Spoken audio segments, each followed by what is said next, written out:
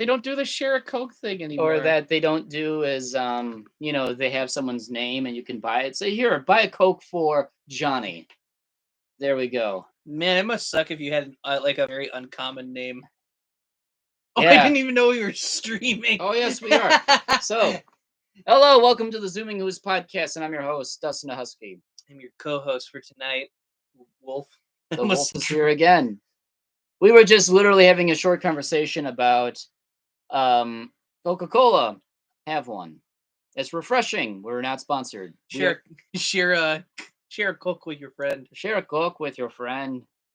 Well, you wanna crack open your Coke? Oh, let's get a crack open a Coke. We can't have brewskis because Bluetooth would be. Oh, that would be very, very, very, very ornery. Oh yeah, share a Coke with your friends. That's a good Coke. not to be confused with a phallus, but yeah, that was a really good Coke. Hey, you got a nice Coke there. Oh, you got a nice Coke there, fella. So, now that we got that out of the way for introducing the world of Coca-Cola and other phallic objects, let us... So, before... Okay, so with our last episode, we were talking about what to expect at AquatiFur. Yeah. In the Wisconsin Dells Park. Actually wearing this year's the shirt. And we've survived AquatiFur 2022 because it was a good time. Yep. Let us discuss of our experiences of this past year, because normally with this podcast, we often enough will do a convention and review, which honestly, I didn't do IFC. Maybe at some other point I'll do review wise, or right, just to kind of cover up, or I might maybe do it, shoehorn it into this episode. Now you get two Conan reviews, but I'm just gonna do AquatiFur, do our other subjects, and then somehow just funnel that in. Do you want to start first, since this was your first AquatiFur? Sure. So finally, I get to go, and you know what? It's not a joke this time. It's not a joke this time. Did you see me there? Yeah. Okay. Yeah. So there's even proof I was there. So we got there Thursday around 4:00, checked in, and learned the layout of the convention center / hotel system, which was a bit confusing at first, but throughout the weekend, it was honestly pretty easy to figure out. Honestly, it was pretty simple. For how complex it was the first time, by Thursday night, I knew where the hell it was going. Yep, I always do. Like, even though they've been at this current location about like 4 or 5 years now. Yeah, four events now. Like, every now and then, I still have to kind of get where the fuck am I going? Yeah, I gotta do reconnaissance like the night of like arrival. I felt like the guys from Spinal Tap at Cincinnati, where they're underneath the stage and they're totally lost, and they're just kind of like, oh yeah, oh hell yeah, yeah, we love you, Ohio, as they're walking around cluelessly trying to find their way out. And here I am Thursday night at AquatiFur, just literally all I did was I literally walked around just to see what else is going on, and just walked the entire hotel. And yeah, it felt like that. Felt slightly lost, but not that complex of a place. It's well laid out. It's very, very well not well laid out. It's very, very spread. It's spread out. Yeah. So as far as the venue, I like the theme. I like the style of the venue. It's very, very rustic. They got pictures of the Delton or the Lake Delton area of the 1880s, 1890s, and turn of the century, where logging was a huge industry at the time. I really digged the old black and white photos of loggers just literally doing their thing of sending logs down the river and just, collecting it, bundling it up while, going through, doing their usual thing. And that's a nice log you got there. Oh yeah, bud. You got a nice log. Quite a long piece of timber there. Oh yeah, it got a good varnish. I debarked it myself. Sounds painful. Oh, it sure was, bud. I wouldn't recommend doing it. So I like I like the theme. I like the atmosphere. I enjoyed. Don't you know? Don't you know? I absolutely enjoyed the hotel. I've had some food at the restaurant. The convention area was actually quite nice. There's nothing to complain about that. Then there was registering on Thursday. They had Pretty a easy. Yeah, they had the registration in a different location this year. It was just out in the open. Like right by main events. So it's Thursday. I come up. I say, okay, I may as well get my badge right away. So I get in line, which actually there was no line. There were like 15 people that picked up their badges in the first hour. And I just happened to be the 15th person. And I'm like, okay, I'm going to get my badge and whatnot. Was this Thursday night? This was Thursday afternoon. Oh.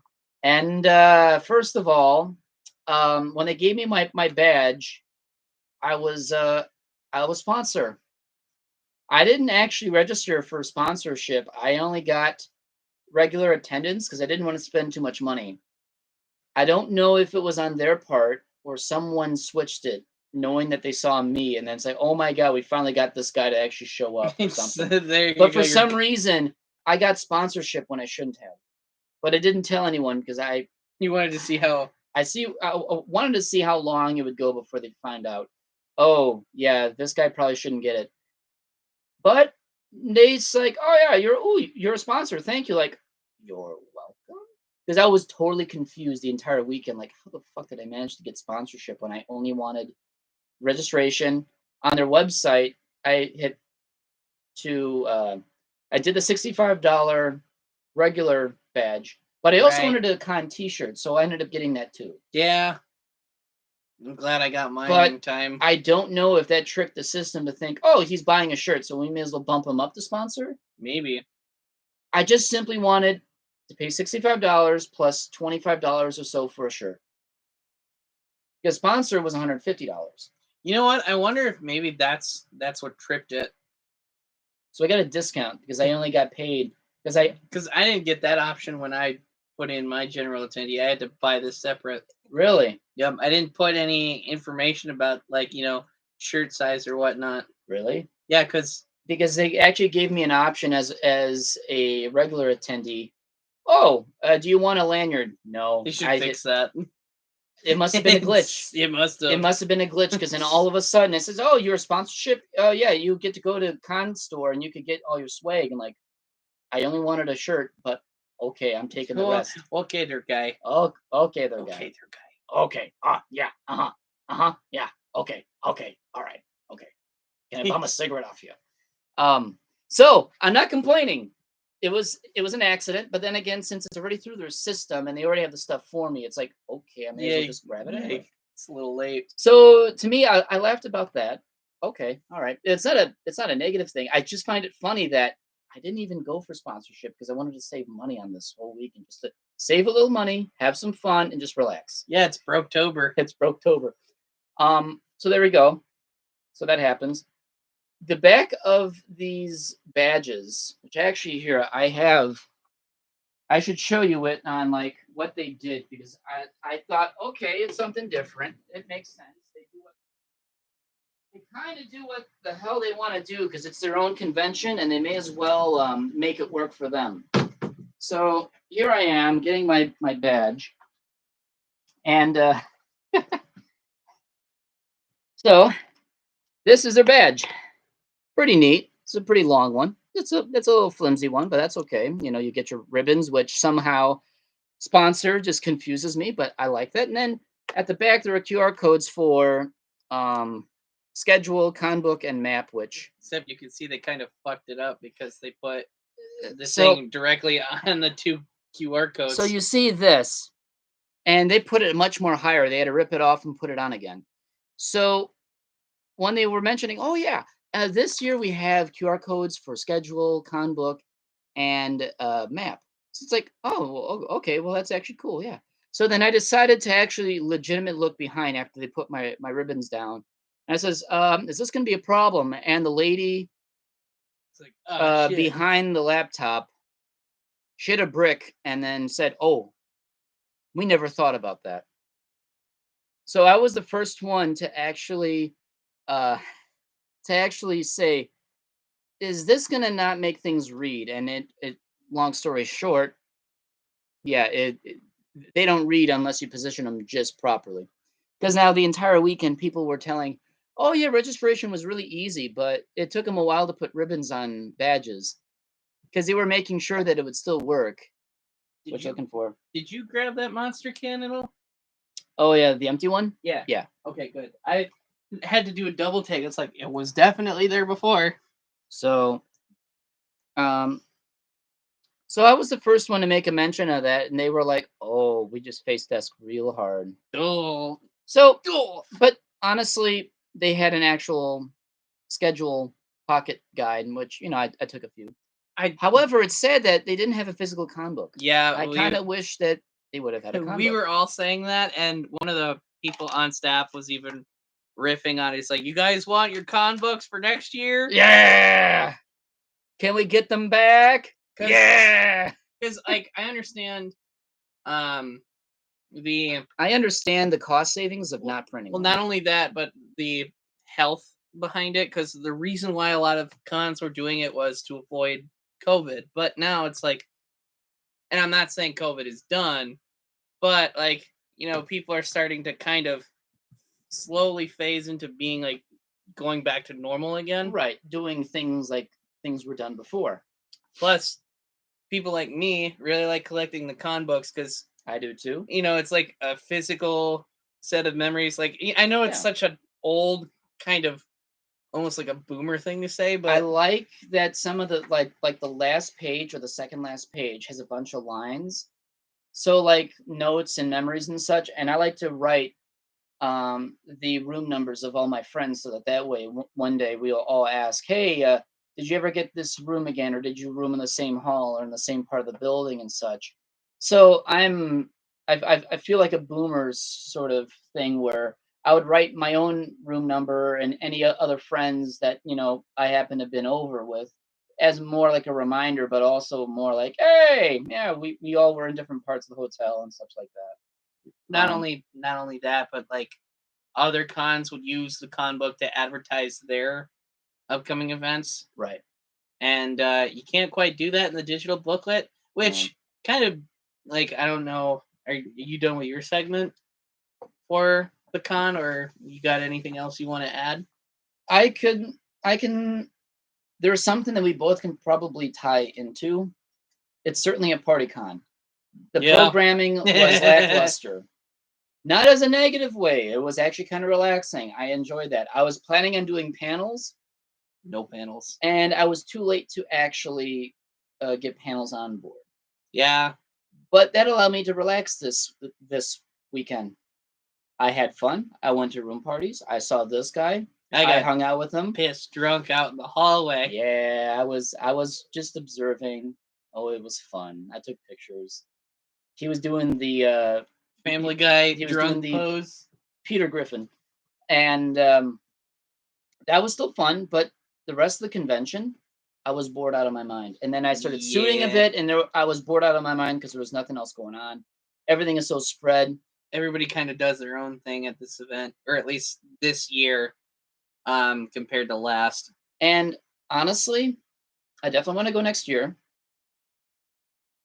I'm doing panels. This con was supposed to be my vacation from doing panels con, just to enjoy myself. I'm now immediately changing that. That's no longer a thing now. You're a workaholic. Now I'm just deciding, okay, you know what? This con could use more programming. Anything. Because all the programming that was there was farmland, there was dairy farming. Yeah, the basics of farming. Honestly, that's interesting because you know what? That's a niche thing. Yeah. And people like niche subjects. I'm just deciding I'm gonna bring a few panels to to AquatiFur next year, and I'm just gonna because I kind of told Wolfeltech before I left, you might be seeing a lot of panels from me next year. Maybe possibly half your programming might just be me, which I don't think I'm gonna do them all for simplicity's sake. I still want to relax. I still want to enjoy myself, but I want to bring a few panels next year just to keep myself busy. So I'm not totally bored out of my mind. Otherwise, there is nothing negative about this convention I can actually say. Came in with a indifferent, neutral view of what's going on. And you know how I feel about certain individuals. Yep. But I wanted to have a neutral, indifferent view to absorb the weekend, to enjoy it, to see how it goes, and then enjoy myself. And you know what? It was fun, including the water park. We spent some time at the water park. Yeah, the only downside about the water park this year was that a certain ride that I liked was down. Oh yeah. Yeah, it was the raft one. Oh. The longer one. It's has like that tube that kind of almost goes around like the entire area of the water park. Oh really? Sort of. I say sort of because it's not like the full area, but it was fun to go around on. Um, but yeah, I think to start off with the drawbacks for me, the only drawbacks I had was the fact that one, we didn't have a physical con book, and two, Yeah. a friend of mine got commissioned by the group of people. I won't say who it was. Oh yes. Oh She yeah. got Yes. commissioned to do art for the convention, which she showed us a sneak peek of. We never got to see all the rest because she wanted us to like wait and see it when we got there. She wanted us to be surprised. Right. And then we found out, oh, it was in the digital booklet part. And we're like, wait, what? Like no one's gonna look at the QR code. We're all just kind of doing our own thing. I'm gonna be very honest. I have not once looked at that QR code in the con book. I didn't either. I looked at the QR code for the schedule before I realized, oh, they have physical pocket schedules. Yeah, they had pocket schedules. So it's like, and I asked them Thursday, do you have any physical pocket schedules? Oh no, we don't have those. So then when I heard Friday that they had pocket schedules, like, so you didn't have any physical copies. So I ended up picking up a few. It's like, okay, honestly, the pocket ones are so much more handier. You pull it out, you look at it, and you put it away. I missed it when like First Square didn't do that last year. They didn't? Yeah, like so every other year that I've been at First Square, they've always had that little pocket book. Even the year of 2020. And then when they started going back to normal in 2022, they just said, "Oh yeah, just scan your T-shirt." Like, wait, what? What? So you have to. Oh, okay. So you scan your. It's creative, but it's creative, but it's not great. Well, it's not only not great, but you know, as you wear it out over time, that QR code in the printing is just going to start to like fade away. Right. It's not going to be as good as it used to be. But that's an idea, and that's a quirk that's going to age poorly. And then I think my last issue, because I'm starting with the bads, was all the bullshit that came out the final day of the convention. Yeah. Everybody bitching about something. Yeah. And then most of it was like, why is so and so here? And it's like, because he's contractually obligated. Yes, a lot of people keep pointing out, he's like, that's not true. It's like been disproven as of 2 months ago, and it's like, okay, like we don't know that. None of us know how to interpret how these contracts work. We can probably dive deeper on this just on a short bit. So AquatiFur is part of a conglomerate. It still is because it's just different people took over. It's just the question is, once all these contracts go, what happens to this conglomerate? Does it break up? I certainly hope not, because it seems to me like it's actually one thing to have a group of conventions all run together. It's just that's taxing to the people that run it. Yeah, which means hopefully that might mean locals will then run each convention the way that it should be. I do know that their last event that they did under the new management, I think it was Denver, was actually pretty poppin'.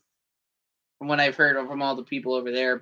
And was that mostly run by people from Denver? See, that's the part that I don't know, because I do know that some of the people from here are on staff for it, but I don't know exactly how many people on staff over there are actually from Colorado. See, this is the one thing I have an iffy thing about is conglomerates for this type of stuff, because it's complex. I mean, in fairness, not everybody MFF, for instance, not everybody's from like the greater Chicago area. Right. However, with MFF, it's a huge giant con that's run for 22 years. It's just it's taken that long for it to be as big as it is. Of course, they only have one convention to think about, just the one, True. and they have all year to think of it. The thing is with a conglomerate like this is that you have what they have 4 or 5 cons. Let's see. Currently, I'm thinking E- Golden State, Denver, AquatiFur, Painted Desert. Yeah, 4 cons. I think. Okay, so they have 4 cons that they have to think about running. Depending on who has to still be at each one, that is a lot of time off that you have to dedicate. Yeah. That means who is ever part of major staff for those conventions, if they all have to be at the same con, you have no other time off. And most companies, most jobs don't give more than 2 weeks. Most jobs in the US don't give out more than a week. And starting off, you don't get any. So I find that tough on the team, which is why I think you have to have locals run each convention, because eventually you just can't be at every single one. But I'm kind of like wiggling away from the main topic. It used to be run by one individual. Yeah. To which then there was a lot of internal issues. Right, a lot of bad legal internal issues, and it doesn't seem like the first time we've heard this, including other non-furry conventions where people have been witness to the type of stuff that's been run, and all the illegals, all of the Well, no, be careful. no. You gotta be careful how you phrase that. All of the it's all of the pretty much backpedal. What I'm trying to say is doing really shady things that to the law would be considered money laundering. And a lot of people witness to other events with this individual have actually witnessed this all happen. Right. Except they've only done so anonymously to say what has gone down. But on the short, yeah, they were able to actually wrangle away full control from this individual, create their own board of directors to run it the way they want to run it. Not without some like forks in the road, though, because right, we both know the guy that was in charge, and he had outstanding contracts with all these venues, which means they legally can't ditch them unless the contracts run through. Then they can start forming their own contracts in their own name, and then he can be done. The thing that actually gets me is I understand that. That's perfectly fine. Not everybody did. Not everyone is happy about it, but they don't understand contracts, that it's a legal bounding thing. Yeah. You have to follow through it. But some people are totally clueless, and they saw this individual, they saw his car in the parking lot, and everyone's going apeshit over it. Me, I saw him at the bar the entire time.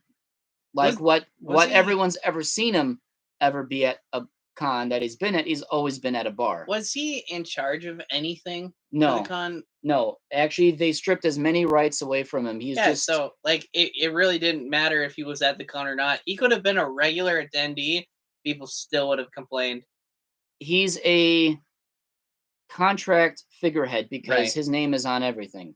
Until those contracts run out, they have to keep him on board, and people were complaining about that, which to me I don't understand because it's contracted in. Right. And this means this individual must be present to the running of these events until those contracts lapse, and then you have to bring up on new contracts. Then he's no longer involved. There were some other issues as well, but like I can't help but not blame the entirety of the con staff, because they only had like 16 people on staff. Managing like actual staff. I think so. And then the rest were volunteers. Yeah, so it's like at that point you could probably say volunteers are very much staff, but without the title staff. Yeah. But like I know that a lot of people had some issues with the dealer's den. You had people walking in when they weren't actually attending the con. The thing is about that, I will say this. I've been in dealer's den like 4 or 5 times. There were only one time where I ever had to go in with someone checking my badge. The 4 other times that I was in dealer's den, there was a chair for someone who would be looking out for that. There was no one sitting at that chair walking in. Yeah. So honestly, you need to get someone to do a job right. Make sure you get a volunteer that's going to be at their post until relieved. Or not only that, but like have like maybe 2 people there in I would case one person leaves. Well, that's what I'm saying. Is you have someone there for 4 hours. Oh, okay. Oh, suddenly bathroom break. Yep. Call 'Cause- someone. Say, hey, can someone watch this for 5 minutes? Have someone. You get your relief. You go out and you come back. You take over and then you do the rest of your shift. Right. That's all Right. about volunteering. That's just what volunteering is. When I was walking past dealer's den for much of the weekend, there was no one there. Yeah, that was So there was something awry with that, but it didn't cause too much an issue. right. However, there were problems with the dealers who Yeah. felt disrespected in some way or in many ways. There were attendees which, okay, some of this I can visualize. About a quarter of the people at this convention were drunk at all times. Yep. So of course you're going to have people who are going to be rude, disrespectful, clumsy, and just being An asshole. an asshole. This is how you get mixed vibes with your dealers, your artists, because they see this. Someone going through their stuff and whatnot, knocking displays over, or saying, I wouldn't pay for this. This is what I sort of heard. I'm not going to disprove it. I didn't personally see anything, but I'm not going to say it didn't happen. Right.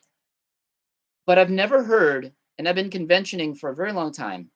I have never seen that at a convention, nor have I heard of it. This is the first time I've ever heard of dealers being disrespected in such a way that even Sunday, some of them were already packing up long before it was time to pack up. It's super unfortunate, like Because you lose out on sales. right.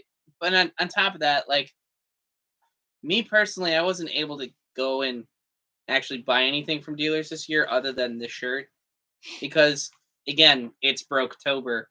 But it's not that I didn't want to, and hopefully, if some of those vendors show up at other cons, I do want to make up for it and buy some stuff from them. Because what was it? Was it Hyena Agenda?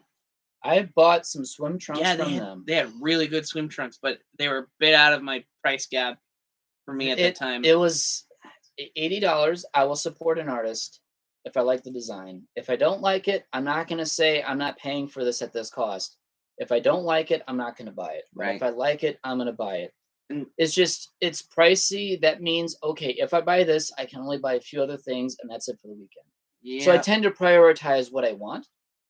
So that's just the way how I see cost, someone's labor and work involved into getting their products here to sell them, to make them money so they can keep making stuff to make, it's all a revolving gear. But apparently it started off with one dealer who just felt really, really disrespected, which, okay, that sucks to hear. It's unusual. I've never heard of anything like it before at other conventions, but it is awful to hear. Then other dealers also spoke up about this too, and then say, hey, I don't know if I would ever go back to this con because of what they've heard or what they've gone through. All right, I understand. Sometimes you get some you get some assholes. Yeah. And that might put you off from going to a convention, but okay, you've had a bad year. It's a bad year. This is also the first year officially where they don't have like the former people running it. So, right. So there's going to be a lot of bumps. There's going to be a lot of teething issues with an entirely, not to say the staff is brand new. It's the first time that they're in charge of an event for the very first time. And they're just going through teething issues of what they can do to make it better for next year, which, you know what? Right after closing ceremonies, they had a bark and hiss panel of what can they do better. You know what? Most cons, I didn't go to it either, but I applaud them for that. It means that they're willing to take any critique to make their next year better. And you know what? I'm glad for that. I'm sure there's a lot of people who have come up, although a lot of them say, oh, well, this individual's back. And they would immediately say he's contractually obligated to actually show up. Next question. Yeah. So I understand there's probably a lot of that, but I give good credit to a good staff who is willing to listen to critique to make sure that their next year is better. That's still a good con staff. Yep. So I can't fault them for that. I can't fault the con staff for anything. They still ran a really good weekend. Yeah. It's just there are a few things that are out of their control that has happened that, you know, me personally being a long time con goer, I've never heard of people being that disrespectful to dealers, which they're the ones that give us all the merchandise for us to wear. They are the ones that also help breathe life into the fandom for all of the stuff that we see that we want online and such.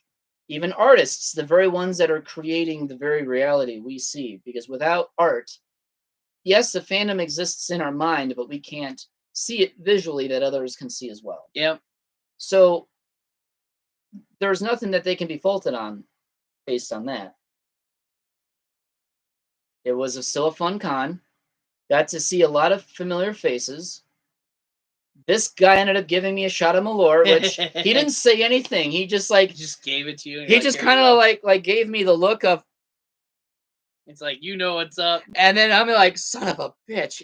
I ended up taking 4 that night. I don't know how I managed to do 4. I just did the shot and I just stared at you. Although it's like, oh god, this. It was even more funny because I'm in a Discord server with a bunch of some other friends of mine, Mm-hmm. and one of the guys in that server came all the way from Texas. Furry, never been to a furry convention, so we're like, yo, you should come out and hang with us. I am from Texas. Yep. So he came all the way up, and you know, prior to all this, we were talking about how bad Malort was, and he was like, "Oh, all right, I'll gladly take a shot. I'll take 2 shots." Yeah, he ended up like doubling down. He's like, "Shit, I'll even take 2." It's like, "All right, it's your funeral." And then day finally came, and it's like time to do Malort shots. Here we go. Gave him I gave him a bit of a dribble. He's like, "No, don't give me that pussy shit. Just give me the full thing." I'm like, "Okay." Okay. And You also gave me a full one. Yep, and we got to watch his face turn to pure like disgust. Rotten tomato. So then I jokingly said to him, "He's like, you ready for number 2?" He's like, "No, I don't think I can." He's like, "Oh, you were talking all that good shit a second ago." But yeah, it was a good time. That party though. That was wild. That was probably the most wildest party I've been to out of the entire con. That party had more people than I've had people at my bonfire meets inside a single room. Yep. That's impressive.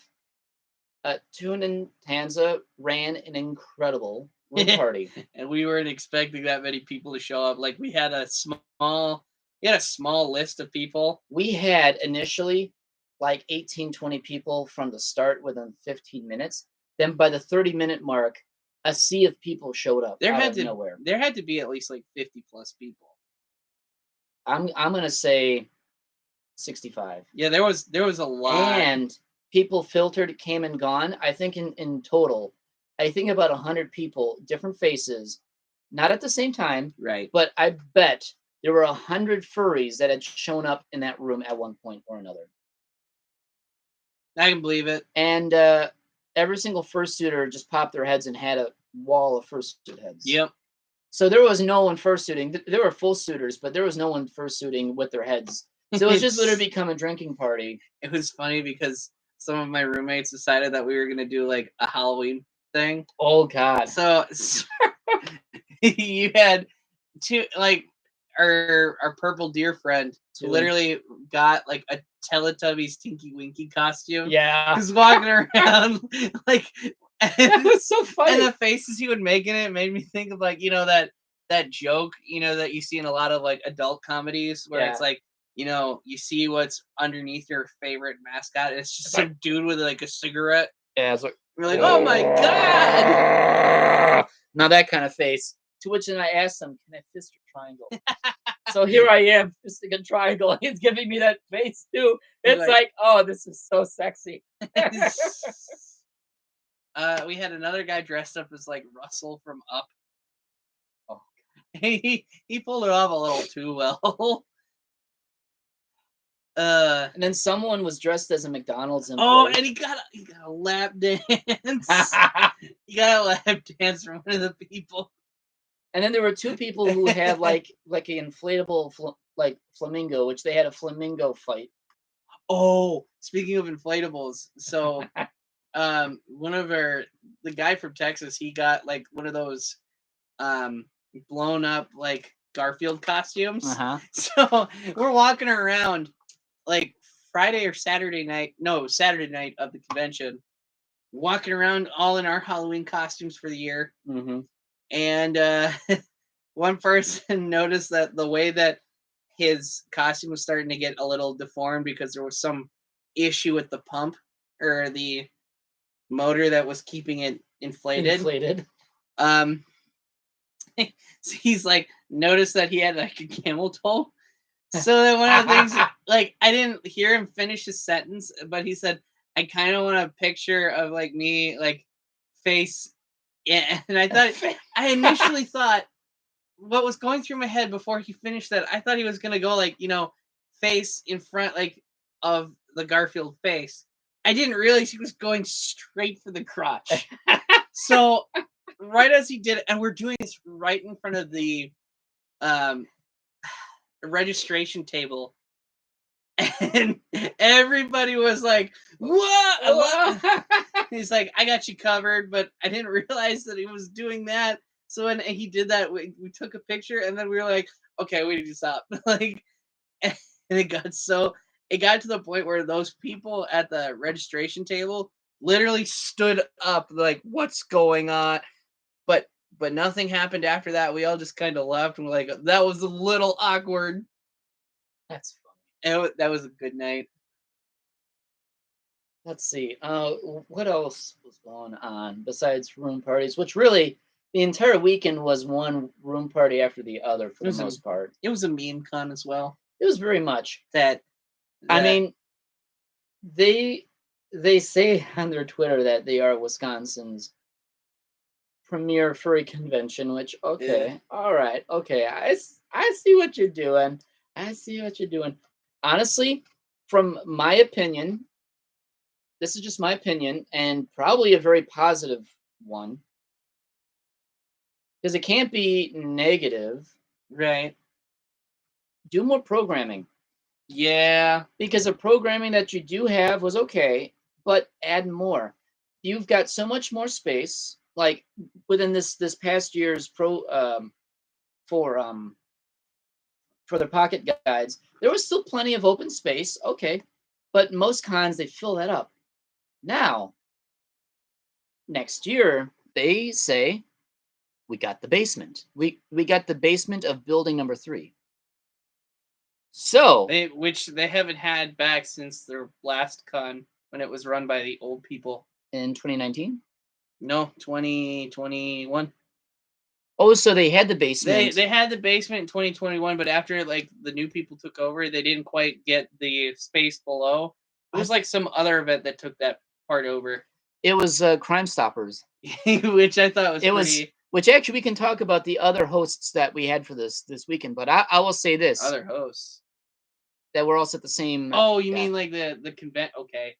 I will say this: if you're on if you're on AQF staff, encourage more people to do more panels, maybe a lot more entertaining stuff, have more group interaction stuff, or just niche subjects.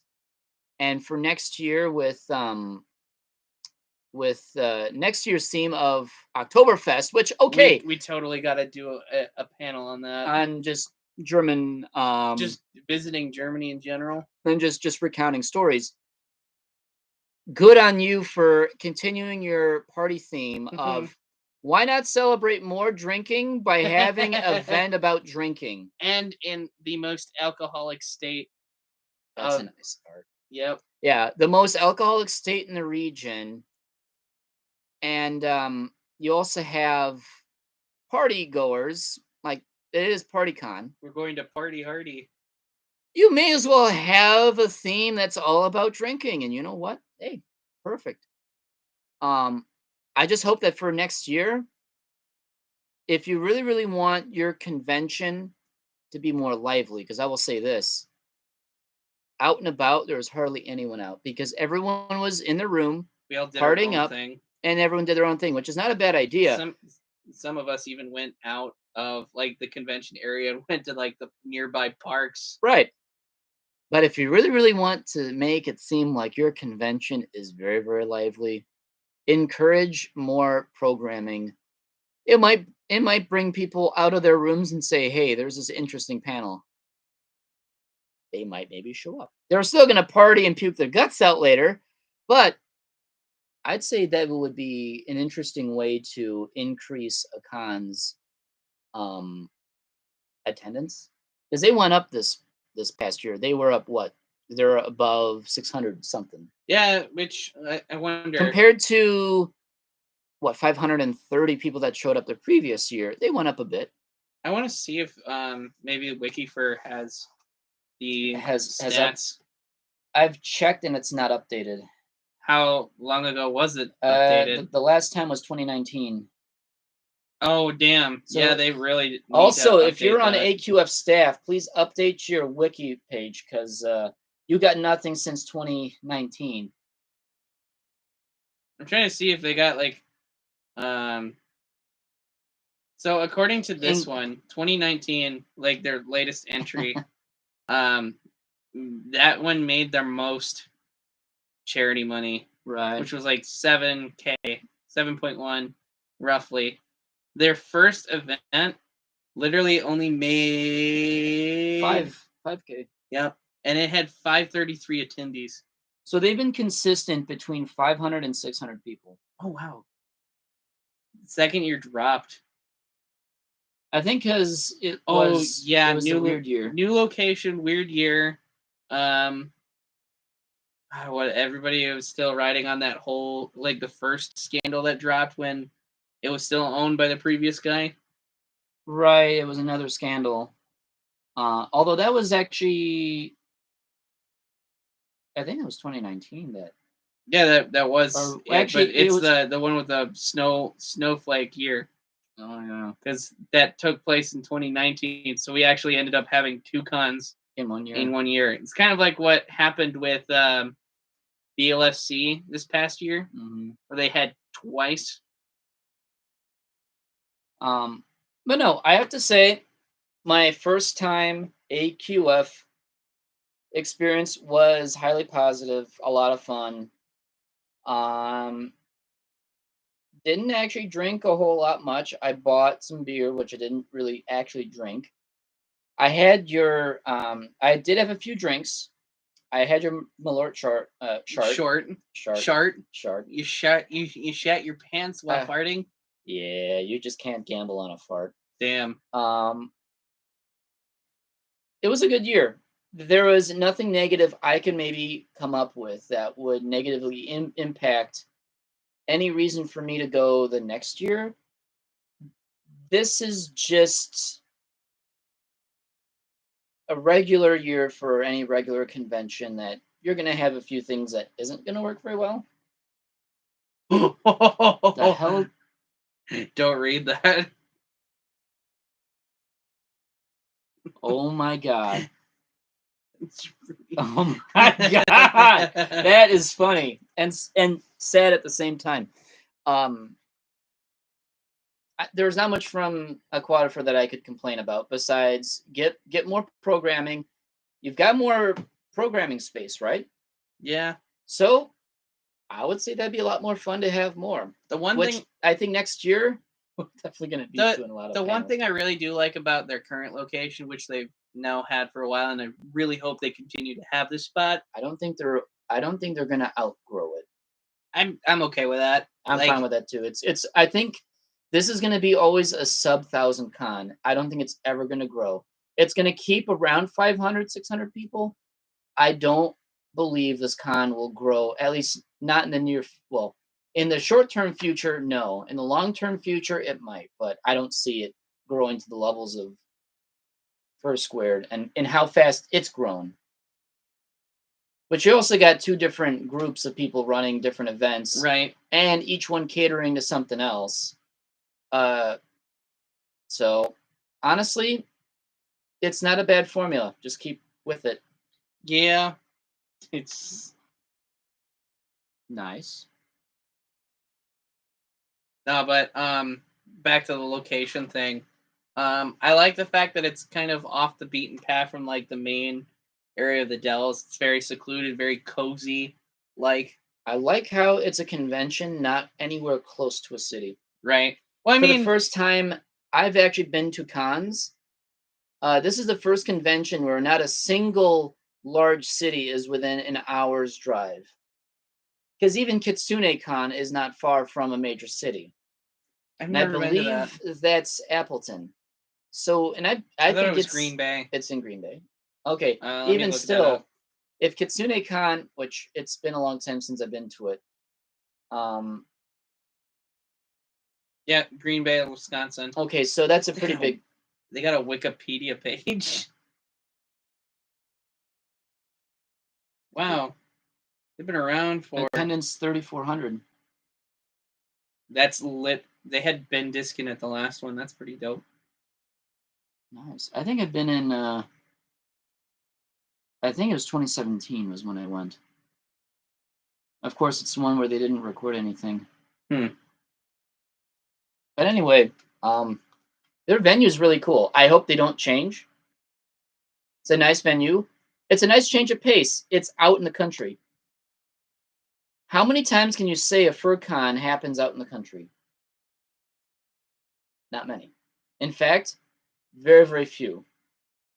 Most conventions happen to be near a major metropolitan city, right? Right. Wisconsin Dells is not that very big. In fact, Lake Delton is less than 3,000 people. They have more tourists in a day than they have people sleeping at home. So I would definitely say AquatiFur's got something special in which it's maybe one of the few conventions or FurCons to where there is no major city in sight and you're literally going to be driving there. There's no way to fly because even a local regional airport, you still got to drive to it. Because I don't know if there's a local airport that you would fly from a regional one to there. To Green Bay? No, to Wisconsin Dells. Well, I mean, there is You could, but that's a lot of finagling of getting things. Yeah. I'm talking about in an easy way that you can make it work without too much thought. Whereas Brookfield, you could take Mitchell and then still got to drive, but that's like 30 minutes. Madison's an hour away, so. Yeah, the two events that I was looking at are like closely, almost around the same time frame. So, also too, our hosts or our other visitors at this convention were the Wisconsin Crime Stoppers, which I decided to take the scenic route from Milwaukee to Wisconsin Dells, and I only took the scenic routes. And I passed through I passed through a lot of familiar towns, and then going past Beaver Dam, there were a ton of other towns I've never even been through. So for the first time. And you know what? How long was that drive for you? About 2 hours. Damn. I could have shaved 15 minutes if I took only highways. But I decided, no, I'm going to avoid Madison because I don't want to get stuck in traffic because otherwise I'd be spending 15 minutes in traffic anyway. I would be better off. That's a cat loaf. Yeah, that's a cat loaf. You're getting distracted. That's one amazing loaf. What is that? Let's see. Nice. Nice. It's Ludes. Ludes. Every small town would always have a sign that says, support your local Crime Stoppers, join it. I Then never see those anymore. And then it's funny that when we get to the con, we saw a sign, Wisconsin Crime Stoppers. Like, oh, like I haven't seen that all day driving there. So, hey, you know what? That's pretty cool. Then there was a wedding, which apparently Oh the no. wedding guests were being assholes to fursuiters and other furries. I mean, were they drunk? Yes. Okay, so then that I don't know if I really count that if they're like already shit faced because it's a wedding. The thing Alcohol is free. The thing is, with a wedding, well, even with alcohol, you don't have to be an asshole to someone. Yeah, but like.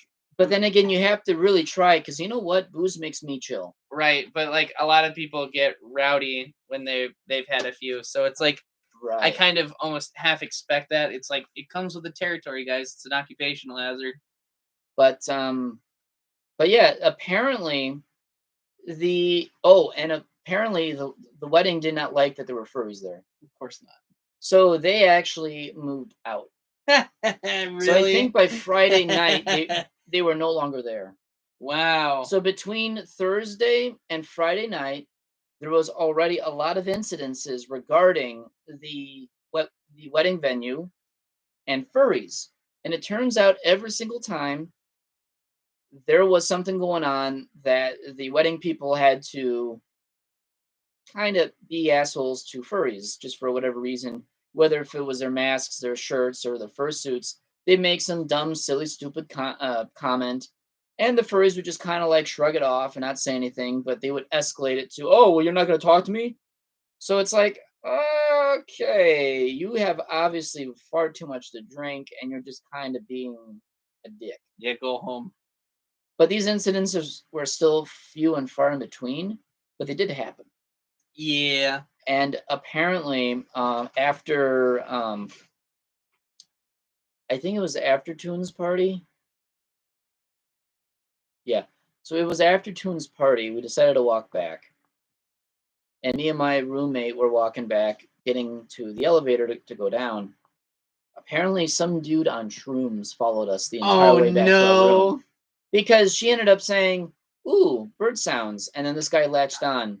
Because apparently this guy was whistling bird calls in the stairwell in the dark. Which I already knew, okay, this guy is on something. I'm not going to engage because you know what? I don't need someone following me. You also don't know what they're going to do. And my friend, bless her heart, she doesn't pick up on cues that well. But she ended up interacting with him just on that. And then all of a sudden, oh, now he's following us. Then they interacted more. Then Philco and Arik were in the halls going to I forget where they were going back to room or something. So I stopped by for this and that, and I was hoping that maybe this guy would get the idea that we just want to get back. But no, he ended up sticking around because he came from the hot tub. So he was wearing a towel and some swim trunks, and he just followed us around like a lost puppy. Then she would then stop to say hello to someone, and then the guy would latch on. And then I was hoping to maybe ditch the guy by kind of giving her the sign, hey, let's actually run for it. But, that didn't work. So then, wait, did he chase after you? No. I was telling. Oh, she didn't pick up the cue. She didn't pick up the cue. Hey, let's actually ditch this guy and lose him. Because I don't want this guy to be going up to our room. Yeah, that's. But I don't know creepy. if this guy is from our building either. So what I did was when we got onto our elevator, I didn't hit the floor yet. I said, "What's your floor?" Oh, well, this doesn't look familiar to me. Lovely. Lovely. Because one time I had a stalker at IFC 2013 who followed me to the hotel, or that followed me almost exactly to my room, got on the elevator, this guy ended up following me. Then I was a dumbass to hit the room level, and then I asked him what was his room level, and this is also 4. It's like, oh, for fuck's sakes, I hope he's not on the same. No, actually, he lived on a different wing in the hotel. She left out. No. He still followed me to my exact room because I thought he would get the idea and he might go to his own room. My room was all the way at the end, and I thought, big sad, that this guy couldn't be a room like next to us. Then as I was getting my room key and whatnot, it's like, oh fuck, this guy thinks that he's gonna get in my room. Then I played stupid and say, oh fuck, I'm actually on the wrong floor. Ran 10 feet to the stairwell door, jumped 3, 4 steps of stairs in bounds to run down 2 levels of floor to then run off and then hide for a bit and then go back to my room. That lost him. Oh, he's constantly checking over your shoulder. You're like, that guy was weird. That guy was weird. I learned from that. So that's why when I got into the elevator, I was hovering over the floor pad to make sure that she wouldn't press anything right away. But then I said, "Hey, what's your floor?" So, well, this doesn't look anything familiar. Like, gotcha, buddy. Now you're just following us. wait, so you called him out? Well, I didn't really call him out, but I pretty much knew, okay, this guy was just following us anywhere we were going. And the guy would talk about colors. I'm like, oh my God, these colors are so vibrant. So obviously he's tripping balls. And okay, it's like, all right, well, we still need to get back to our room. So I hit my floor. But when we got to the lobby, say, hey, we're gonna need you to sit here. We are gonna need you to sit here at the lobby. To which then he was chill with that. It's like, oh, okay. So he sat down in a chair. We went around and we contemplated what to do. Could have called the police. Oh, no. Okay. So this is what actually went down. Dyer, he is constaff at AquatiFur. He also has a constaff radio with him. So we were explaining to the situation, and he's like, maybe we should call this in just in case. So he ended up turning on his radio, which of course active constaff are always on duty at all times. Even with con-ops being closed, they still like to at least have some of them with their radios on just to make sure if something did happen, they could still respond. Well, all he said was, hey, we got someone who might be on something on floor 4 in building 3, and this is going above what I'm capable of doing. So suddenly within 5 minutes, about 6 constaff showed up to within 5 minutes. Some of them were running there. And they were just determining what he was on and what help they can immediately give him. So they determined when they also asked the guys, so what are you really on? Because your eyes are bloodshot and you are all spaced over the place. Out of your mind. He was talking about just food. No matter what question they actually asked him about his name, where he's from, he would just talk about donuts and coffee. Wait, was that why the paramedics showed up? That's something else. That's entirely else. Okay, because I was like, I thought that was cocaine. There was a cocaine overdose at the convention this past weekend. I'm like, where did they get the fun nose candy? No, he was on shrooms. And apparently his roommates were bad roommates because they all did shrooms, but they didn't look after him. Oh. However, don't because do drugs. Please don't fucking do drugs. It messes you up, and if you get caught, that's on your record, and your life won't be the same again. Like what Nancy Reagan said, just say no. Just say no. So this poor guy, which okay, 1, he did drugs, but 2, bad on his friends for giving him drugs who's never had shrooms before to venture the halls, to which then he may not get them back. Mm-hmm. He may have gone off and joined the Dead Tour. So tour. It's just a weird reference. Okay. So anyway, they eventually found out who he was because he was a furry. So they ended up actually, okay, all right, so he's one of ours. Got him back to his room, took care of him, and told the room, no one leaves this room for the night. And they said, have a good evening. You let us know if you need anything. So wait, did they get in trouble for something like that? Especially if con-ops had to get... Because, like with all other conventions, there is an amnesty. So as long as they're okay, and once they can check them out, they will not call the police unless there is an actual medical emergency, which the guy was just spaced out of his mind. Unattended. But he wasn't in any medical emergency. They checked him out, and they knew someone who had done all the drugs possible. So they already had someone on site till they actually say, okay, yeah, this guy's on shrooms, and the only thing you can do for him is just to make sure. I am an expert in all of the Drugs. illegal illicit drugs. Because apparently that this quote unquote dude has done most drugs, and he's been out of it now. But he's like, oh yeah, this guy's on shrooms. He's all right, so as long as he's okay, we can take him back to his room and tell his roommates to look after him, and he should be fine the next day. And because of that, they say, okay, we're not going to actually tell the police that this happened, so as long as you don't do this again. Because they say, if you do this again, we will call authorities. But because this is a potential emergency that we can see if we can possibly not have the police involved, you get off scot-free, so as long as you don't become a problem again. So that guy got away with a lot without the police involved. However, the second event, the other person, which they overdosed, I don't know what happened to them. Yeah, I figured like that. But there was EMS involved in that one. Obviously. The shrooms dude just was sent back to his room and says, hey, you found him. And then said, hey, you just got to keep him in this room. No one leaves this room till you're all good. They just have like some guy outside until he like quiets Actually, down. I think it was just Boy Scout honor. They didn't leave the room for the rest of the night because they were in one of the condos. So they literally just kind of watched over each other. I find it funny we spent a whole ass hour talking about AquatiFur. Hey, you know what? It was a good time, including all of the things that happened with drugs. Oh yeah. But no, the shrooms dude was okay. When he found us the next day, he was chill about it. So we were just concerned of what's going on, if he's okay, and if he might maybe need some help. Turns out he's just on shrooms, and he's just going through a trip, and he's just chilling. Because he's not hurt in any way, and I don't think he took enough shrooms to kill him. But he was doing it with his roommates, and them being bad roommates because they didn't watch over him, they let him wander. Yeah. So, and of course, them being spaced out, they don't probably pay any attention either. Nope. So, if you're gonna do anything like that, always have like that one sober friend.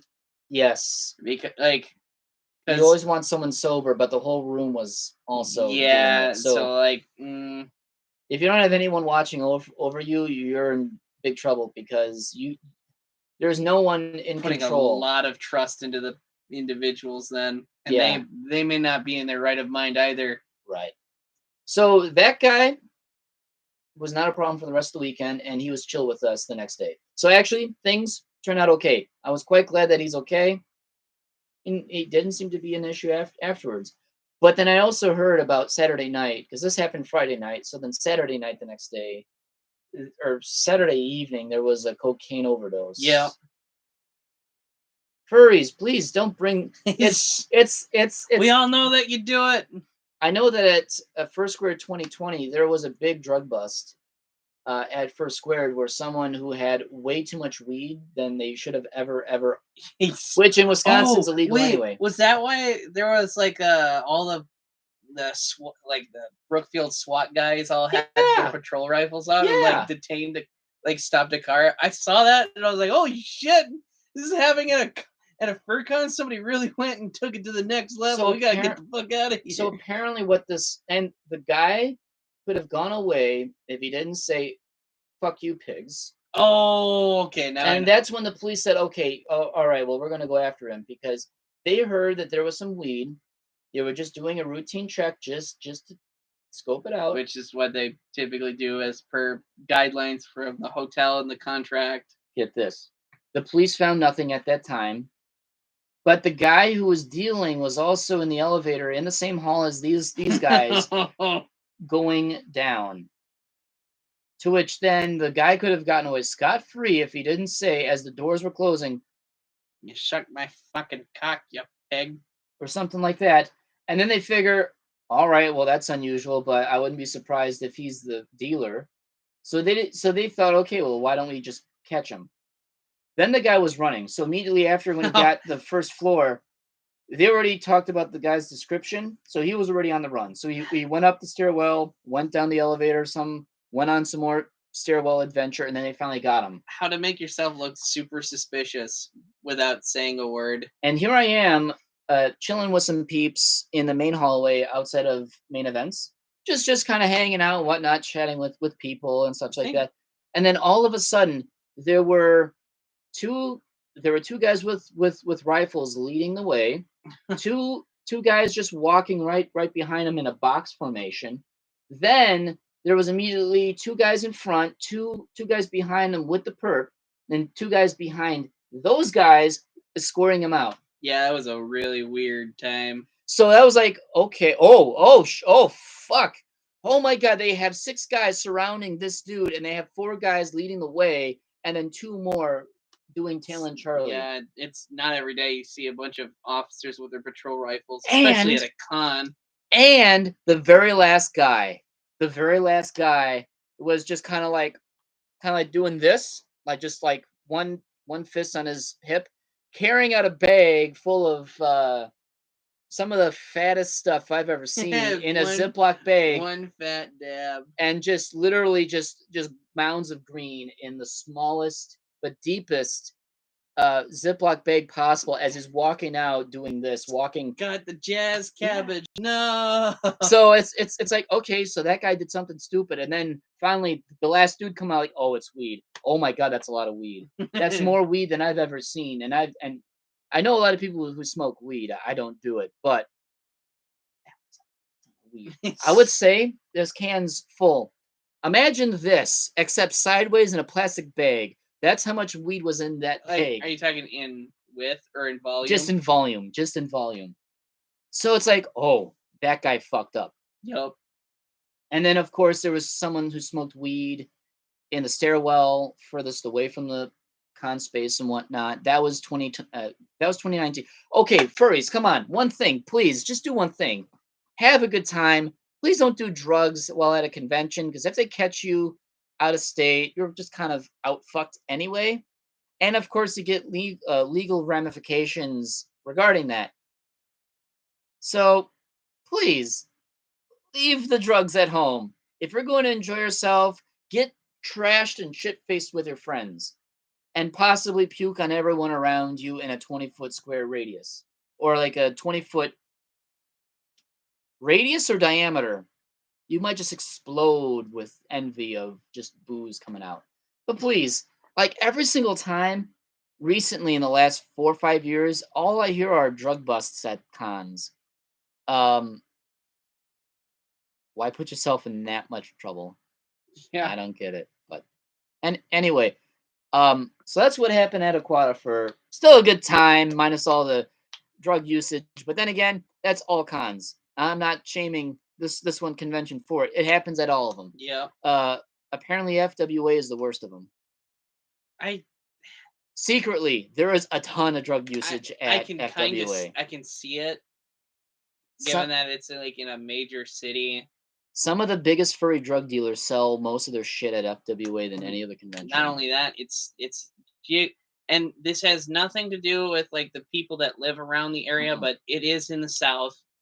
And that brings it one step closer to places like where a lot of cartels tend to run their business at. So yeah. I'm not in the slightest surprised at like how much drug usage actually happens at like cons like FWA. Probably happens a lot at Megaplex too. But I wouldn't know.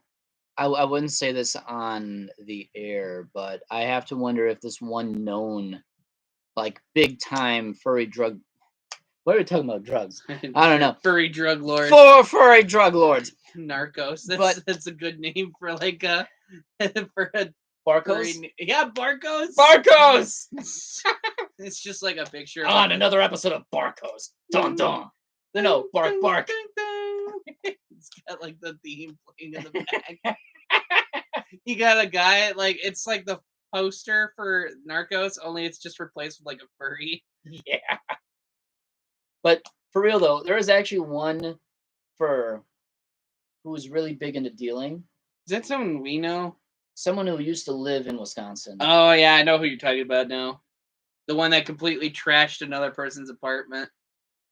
Probably, yeah. No, like he literally ripped the what do you call it, the sockets and stuff out of the thing. Oh, okay, yeah, that's probably... It looked like a tweaker went through the place. You know, like when they're like super high, they start grabbing like copper wires and shit because for some reason they think that that's like the best thing to do. Does some of their fursona have pink? Mm-hmm. Okay, yeah, we're on the same topic. Yeah, I know This who guy- you're talking about. This guy used to be really, really nice and friendly, and then all of a sudden, the last I heard, is like, wait a minute, he's dealing? Yeah, Shit. And he's deep into it. He sells most things. Mm. That's his primary form of income. He doesn't do anything else.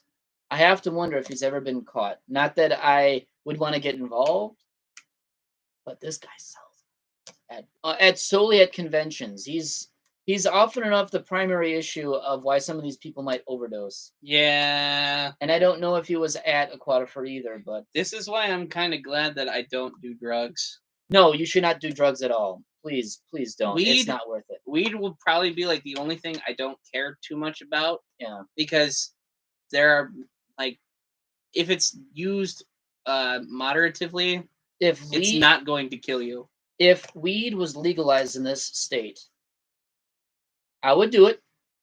I wouldn't do it often. But Not only that, you can tax the shit out of it. oh yeah, you can make money off of it. So much revenue. Like, Oh, yeah. why? We're probably gonna be like the last state to fucking legalize this shit And because Once, Wisconsin. which people are gonna be buying it from other states anyway. Oh yeah, so it's like no one's. It's not like ever since Illinois started legalizing it recreationally, it's never stopped any Wisconsinites from making a pilgrimage down there. And Yeah. to my knowledge, again, I wouldn't know because I'm not big into drugs. As long as you have like a valid ID and you're like over a certain age limit, they'll give it to you. yeah. It's just they say if you Don't- get caught, it's not our problem. Oh yeah. It's just I would do weed when it's legalized, but I probably would not do it every day.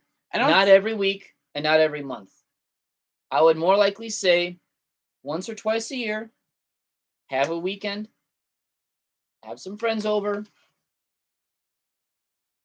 In Charlotte, 76 degrees, that's actually pretty nice. It's about 53 here right now. What language is that?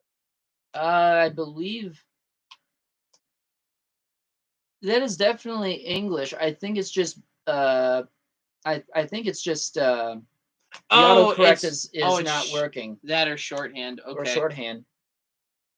But I'd never want to assume. Right.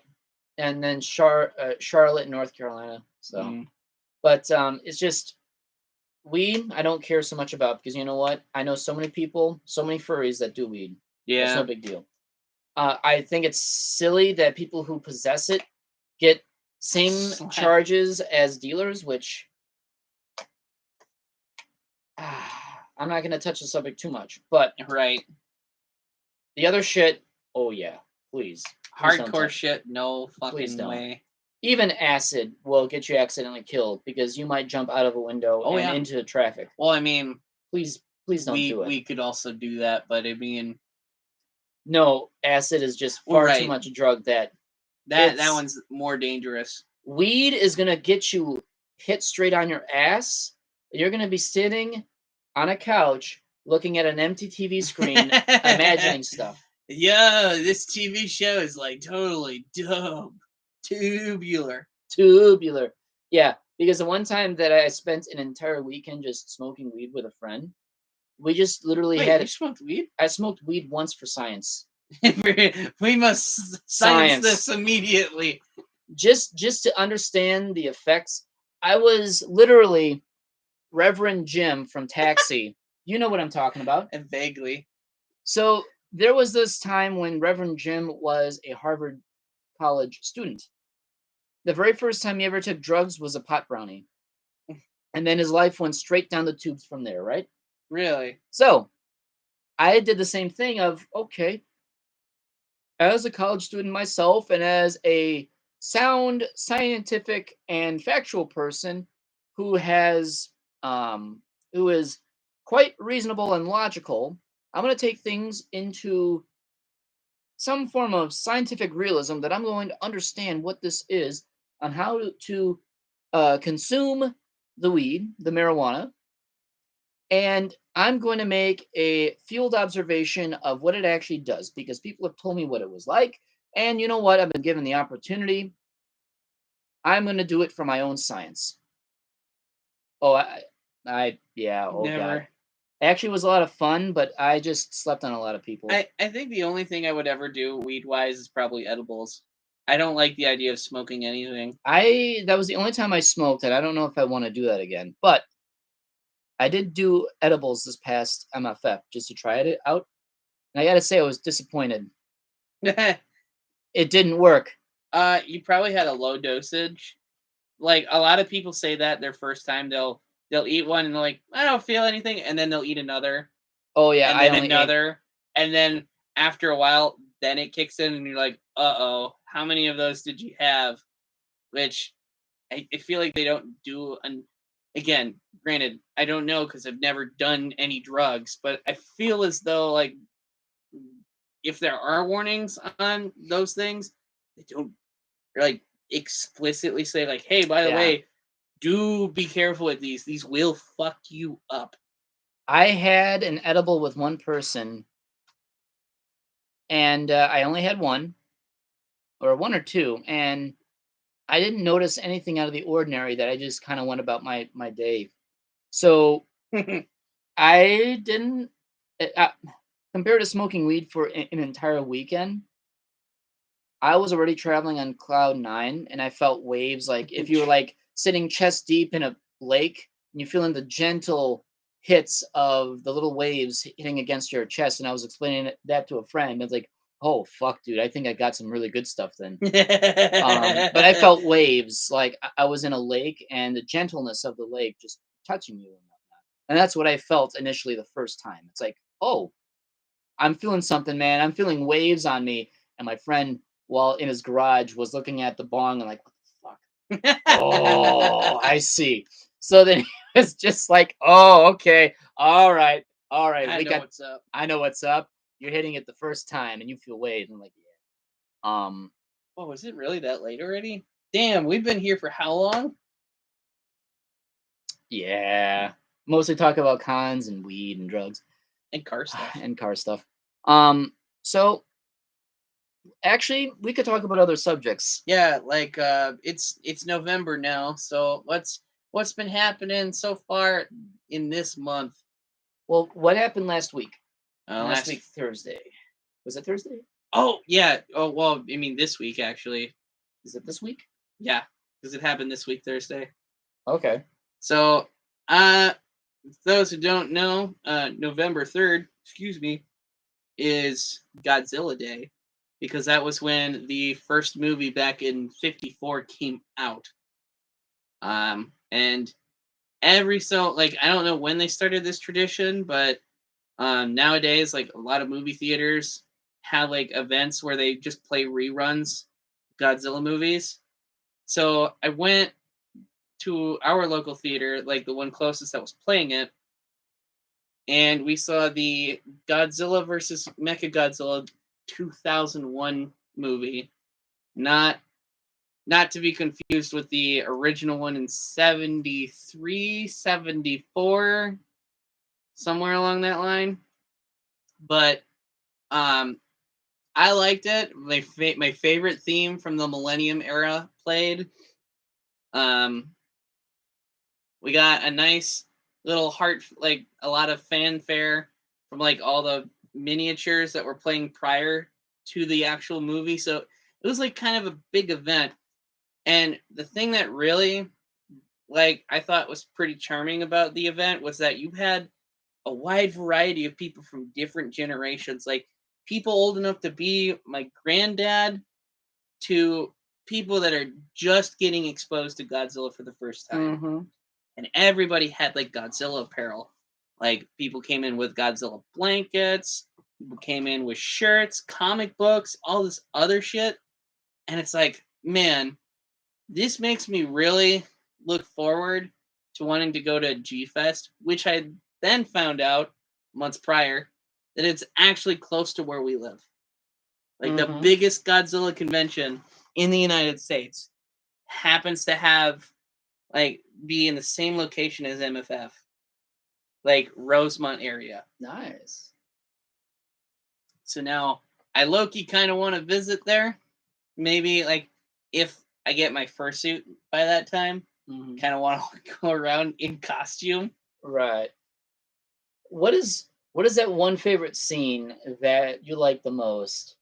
Where Godzilla's leaving. Oh, and what, yep. There's this, because most of all these movies are Japanese. Well, so this one they actually played the original dialogue, so it wasn't the English dub or the American import, so it was the original. But there's like a meme moment in this particular movie, and you know, because a lot of us have like that 5-year-old mentality. We hear it, and it's pretty funny. Everybody in the theater laughed when they heard it.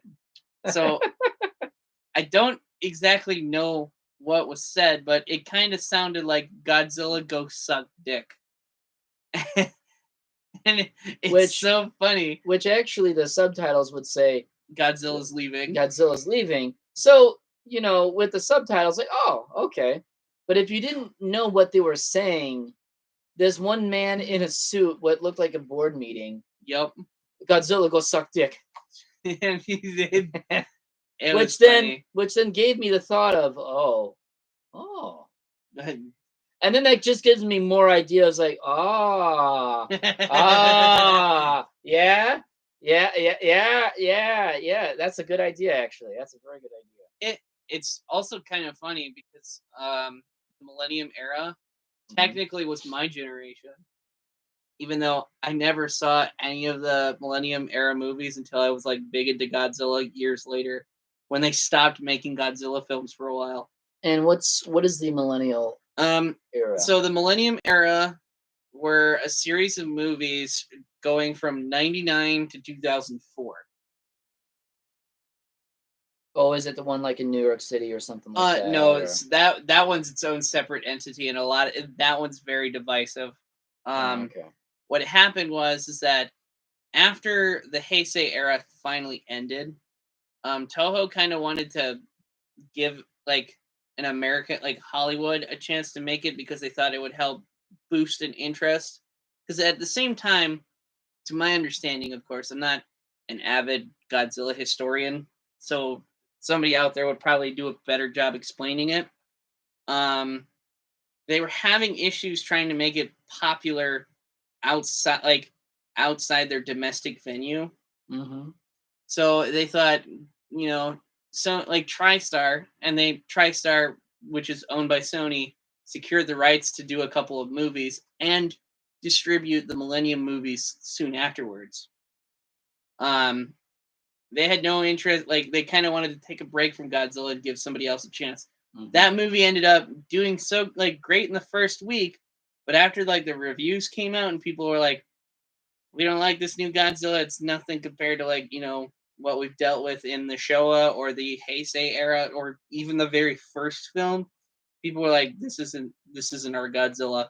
So then they were kind of like scrambling thinking, and to make matters worse, the guy directing it, Roland Emmerich, really wasn't invested in the character or the franchise at all. So that also didn't do us any favors. And he even later said that, yeah, maybe if I, you know, was a little more invested into it, the movie probably would have been better. But at the time, he was like doubling down on it, saying, "It's like, you guys realize that it was a financial success." It's like, yeah, but a lot of people still hated watching it. Right. The TV series actually did a lot better for kids, and I actually have a collection of that series. And then, but because of that, they decided, all right, we need to start making Godzilla movies again. But this was also around the same time that Suitmation was kind of becoming a dying industry. Because Suitmation's actually, that's the, you know, wearing a giant, like a monster costume, putting up like these scale models of a city together. It ended up, it's incredibly expensive.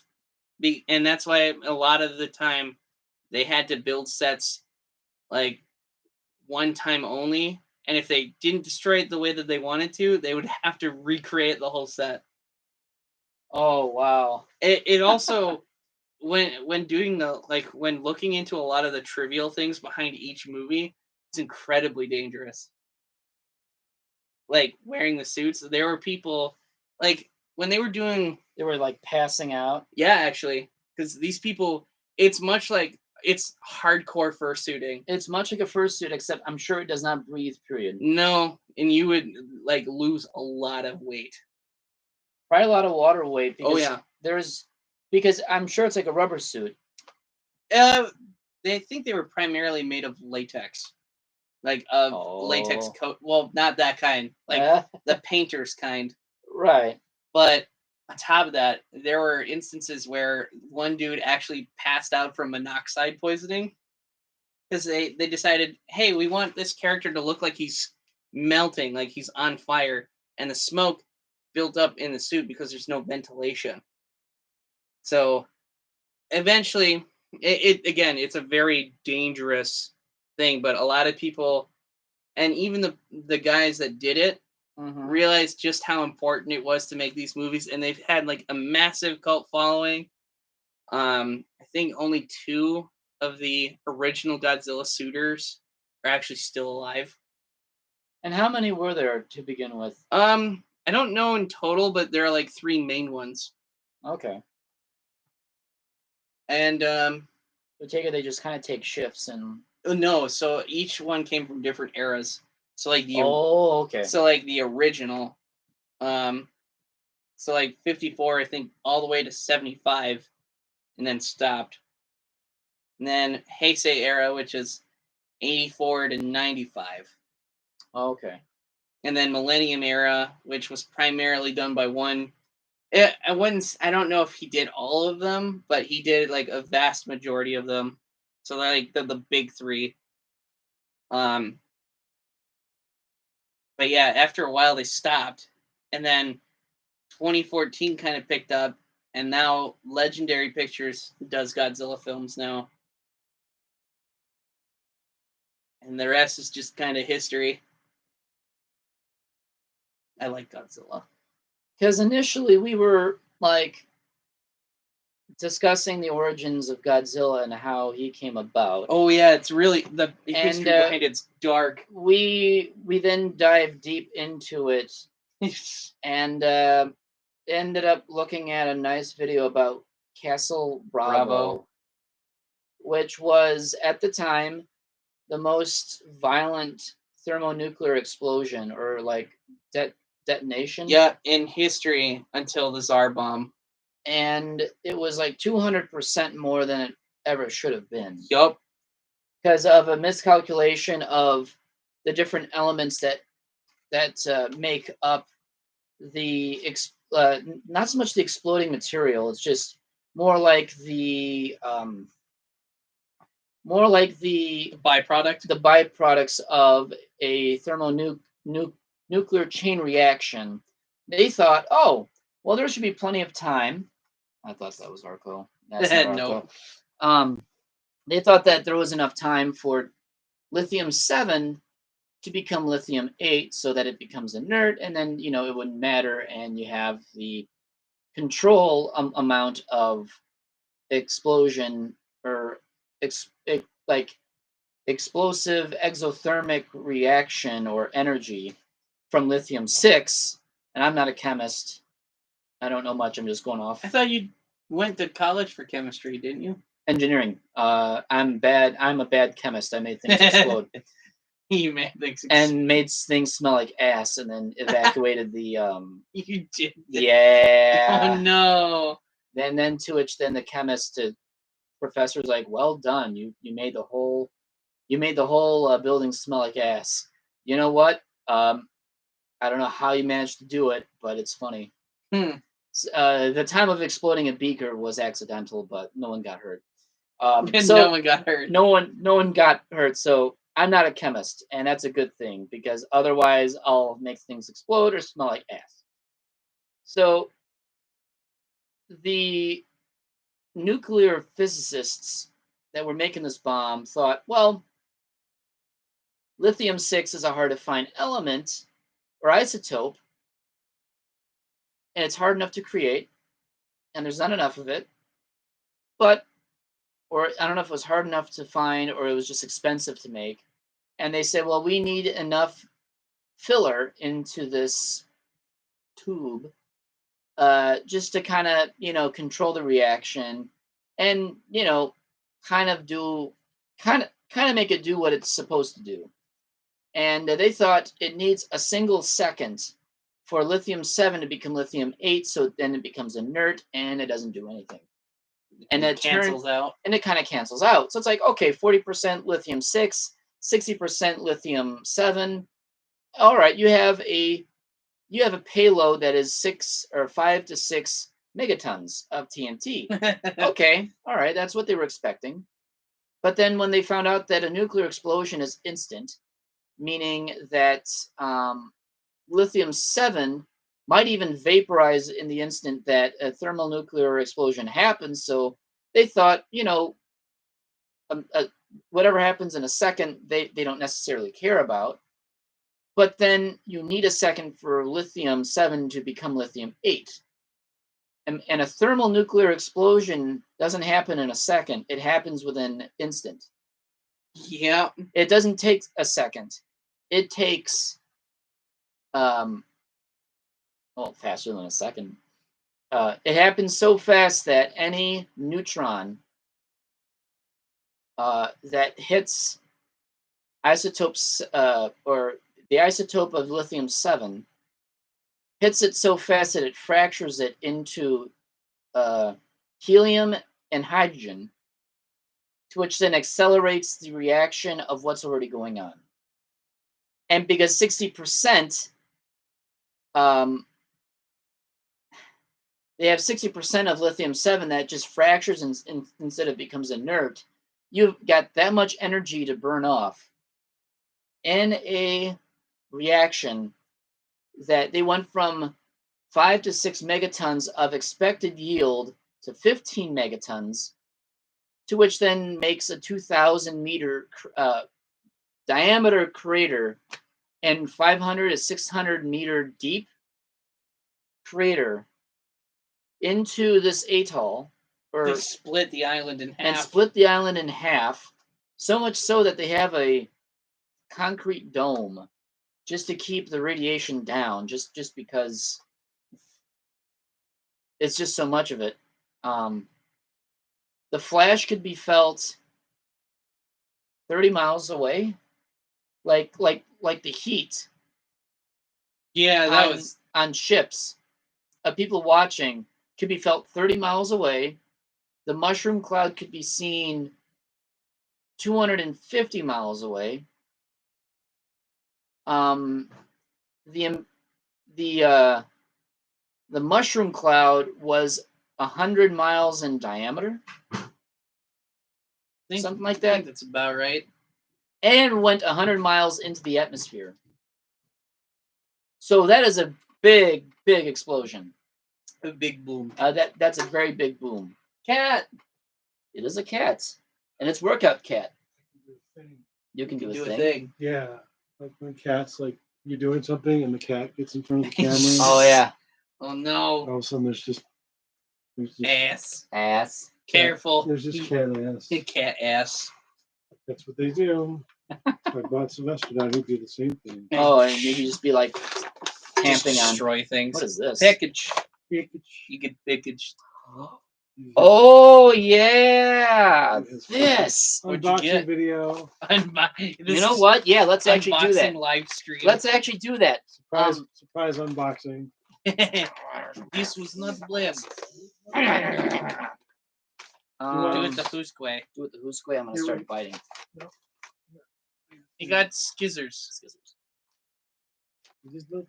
So I'll have you continue talking about nuclear bombs. Oh yeah, if I were one of those sailors on that ship that was 30 miles away and I could see the fucking my entire skeletal structure through that blast alone, I'd be like, nah, we fucking gone. We're getting out of here. We're going below deck. Might not be the safest thing, but we might.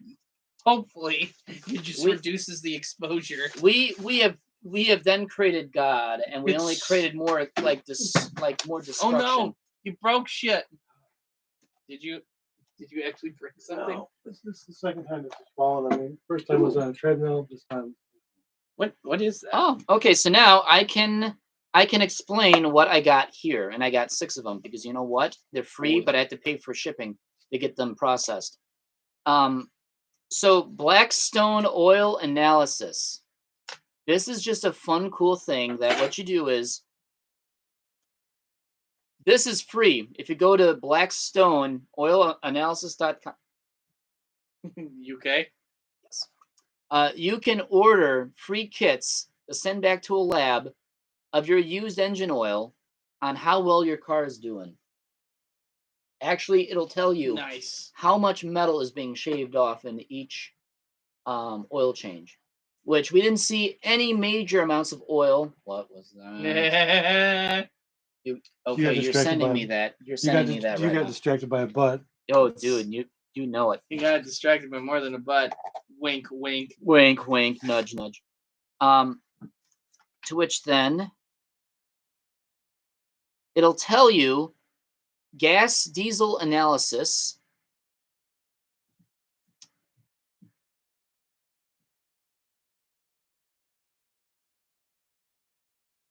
So it's pretty much like a list of things that you fill out. They give you questions that you answer about the oil.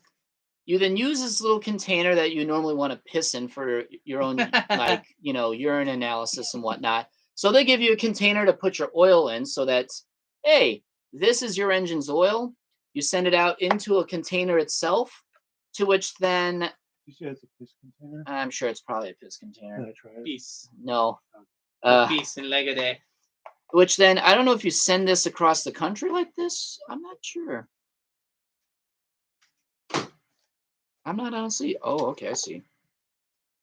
And what they do is they legitimately test your car's service life based on the amount of metal and other things within an engine that will tell you if your engine's doing good or bad, needs service, or is doing healthy.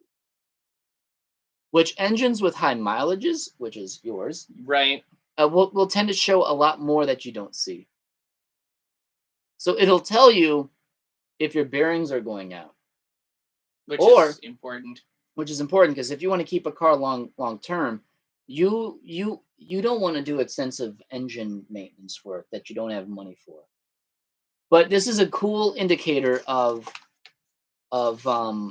your vehicle's life and what it could mean for the next 70,000 miles. You might want to keep your car. Doing this, sending it out to a lab, and them testing it out for you will tell you your car's got another 100,000 miles, or it's got 10,000 miles, or 1,000 miles, and it might blow up. They'll only tell you the amount of material that is coming out in this oil, and they'll tell you, oh, this oil was this kind of viscosity. It had this much oil left. Like, they can determine if you change your oil too soon or too late. So it might tell you, hey, you did 2,000 miles over, right? Yeah, it sounds about right. So they'll, without even me telling them, they could probably determine that, say, this oil is very, very watery. So they say you must have done your oil change 1,000 or 2,000 miles over recommendations. So they can actually figure that out pretty, smartly. I don't know. I think it's pretty neat. So you just got this as a mere hobby thing, or just for shits and giggles? Mileage, hour, date, oil type. So much so that they even give you oil change stickers. Nice. So which is actually pretty cool. But I have my own, but this is pretty cool. I'm going to keep this one off towards the side. So, pretty neat. It's just, I'm going to have to find a way to, like, how to get this shipped out if I wanted to do this. Because I definitely want to. I have your old oil. I can certainly pour enough oil to fill this guy, send it out, and then we'll find out if your car is healthy or not. It's like you want to hear briefly about my day? Sure. Okay, yes. Find a seat, Cat. Welcome in the impromptu co-host Here, let's. for the episode. Let's sit the back. Cat is okay. Cat. No, Cat. You gotta. No, where's the squirt bottle? So, I did something really stupid today at the gym. Like you tend to sometimes, because some of Dumb. the things that you tend to do Dumb worries cat me. things. 3.5 hours. I split up top and bottom. I kind of did. It was everything day, Mm-hmm. which already is dumb. And I did treadmill for like 15 minutes in between bottom and top. I dropped my phone. Oh no. Where did I drop my phone? Where's the place you don't want to ever drop your phone? In the toilet? In the toilet. No. Did you do that? Was there a deuce in there? No, I had just flushed it. You had just flushed the deuce. I just flushed. No, it's just urine, but still, it's now a urine phone Yeah, piss phone. or piss phone. Actually, no, really, it's just water. Thank God. Immediately shut it off, dried it off, got it under the hand dryer, dried it off there. Immediately, you just bloop. I've had that happen before. Bloop sound. It's like anybody else that was in the bathroom probably knew what it was. It's like They're just like trying to hold their laughter. I was like, he fucked up. He either dropped a really big deuce from really high up, or he dropped his phone. Oh no. And that's the sound it made. That was my day. So is there any other stories behind what you've got there, other than just Oil test kit for It's just literally an oil testing kit to see how well your engine's doing on a molecular structure or on a molecular level. That if you wanted to know how much metal is being shaved off through ordinary operations,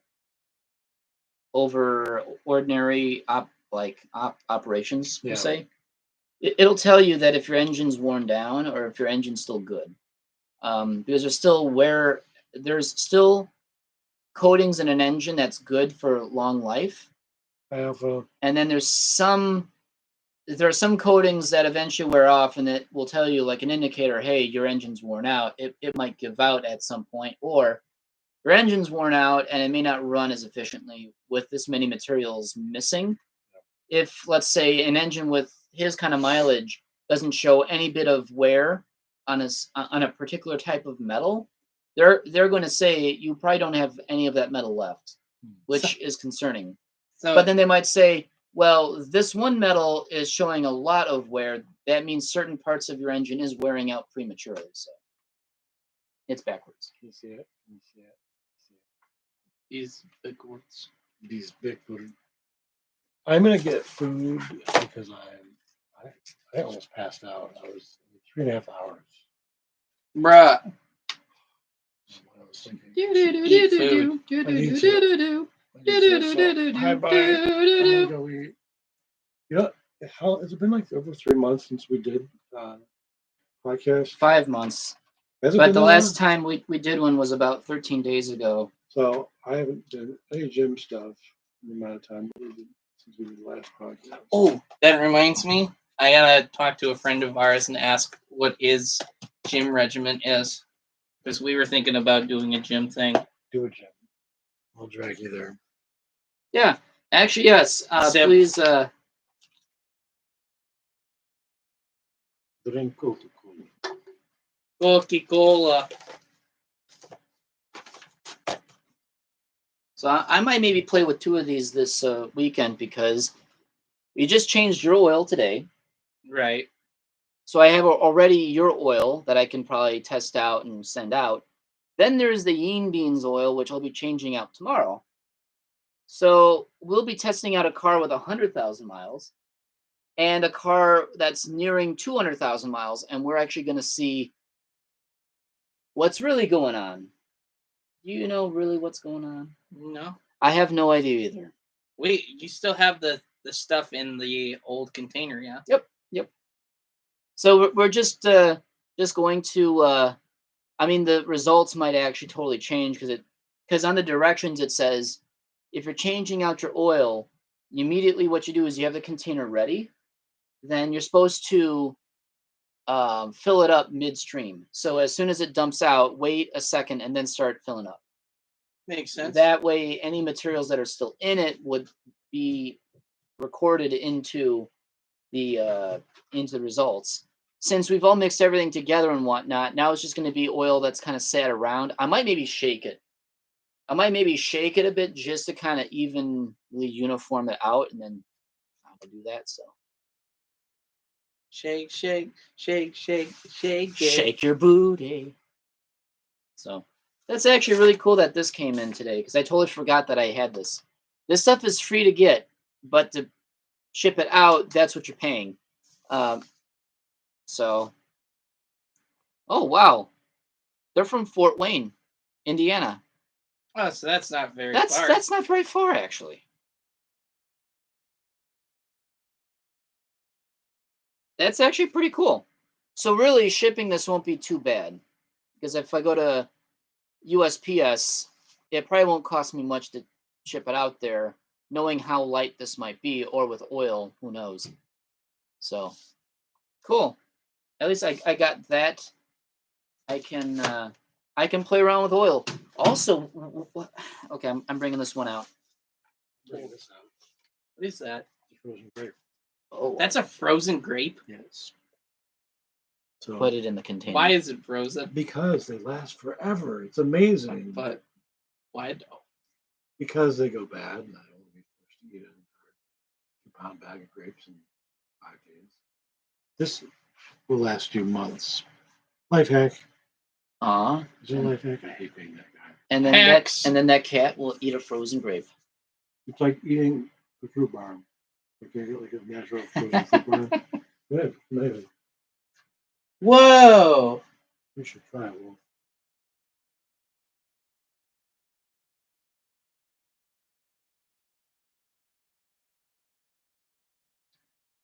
I would.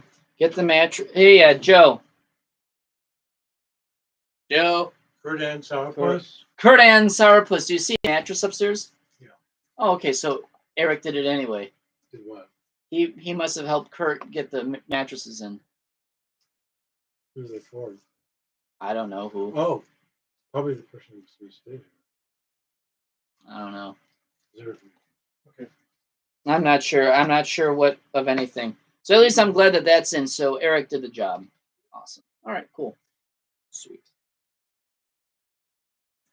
And my mom's at the airport. Oh, actually, this was exactly an hour ago. So they're probably On their way on back. their way back. So That was pretty fast. When did she take off again? I don't know, but she made it there 5:26, and it's currently 6:26 right now. So, oh my God, explaining to my mom how my car works. That was a process. I was literally listening listening to that is like, it's not that hard. Like, she makes everything seem like rocket science, and it actually isn't. I know not every car is the same, but like for the most part, especially if you're trying to turn off your auto lights or turn them on, like it's like a knob. You just flip it the other direction, and voila, you've got your auto lights on.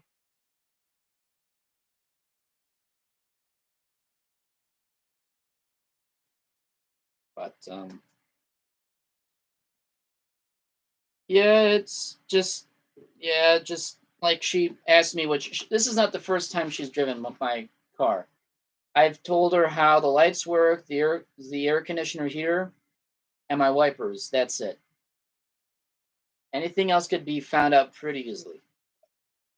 What I also want to do with this, I want to put clean oil. I actually want to get clean oil, brand new oil, and send it out. There is apparently an oil formula designed for classic cars. And I want to know if it's bullshit. I want to know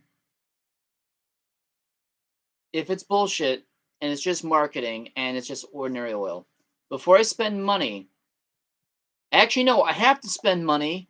Oh, God. I have to spend money to actually figure out if it is real. That's silly. That's funny. Wait, this? Figure out, like, for this? Right. So then before I have to spend money to actually figure out if it's even good. So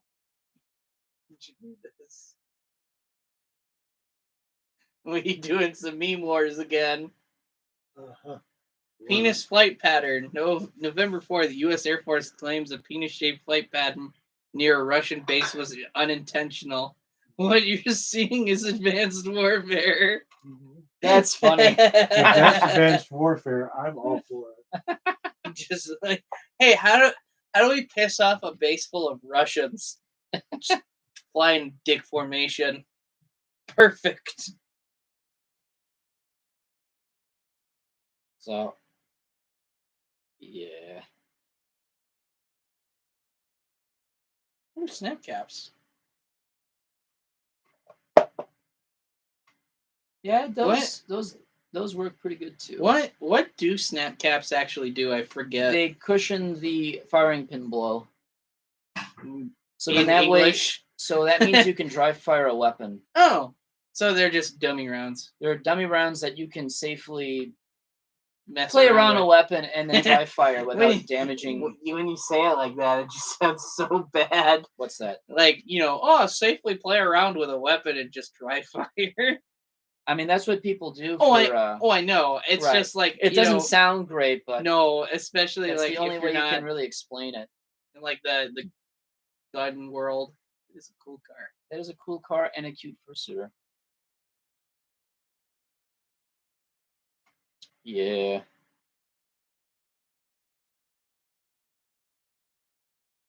We've certainly discussed a lot of topics. Oh yeah.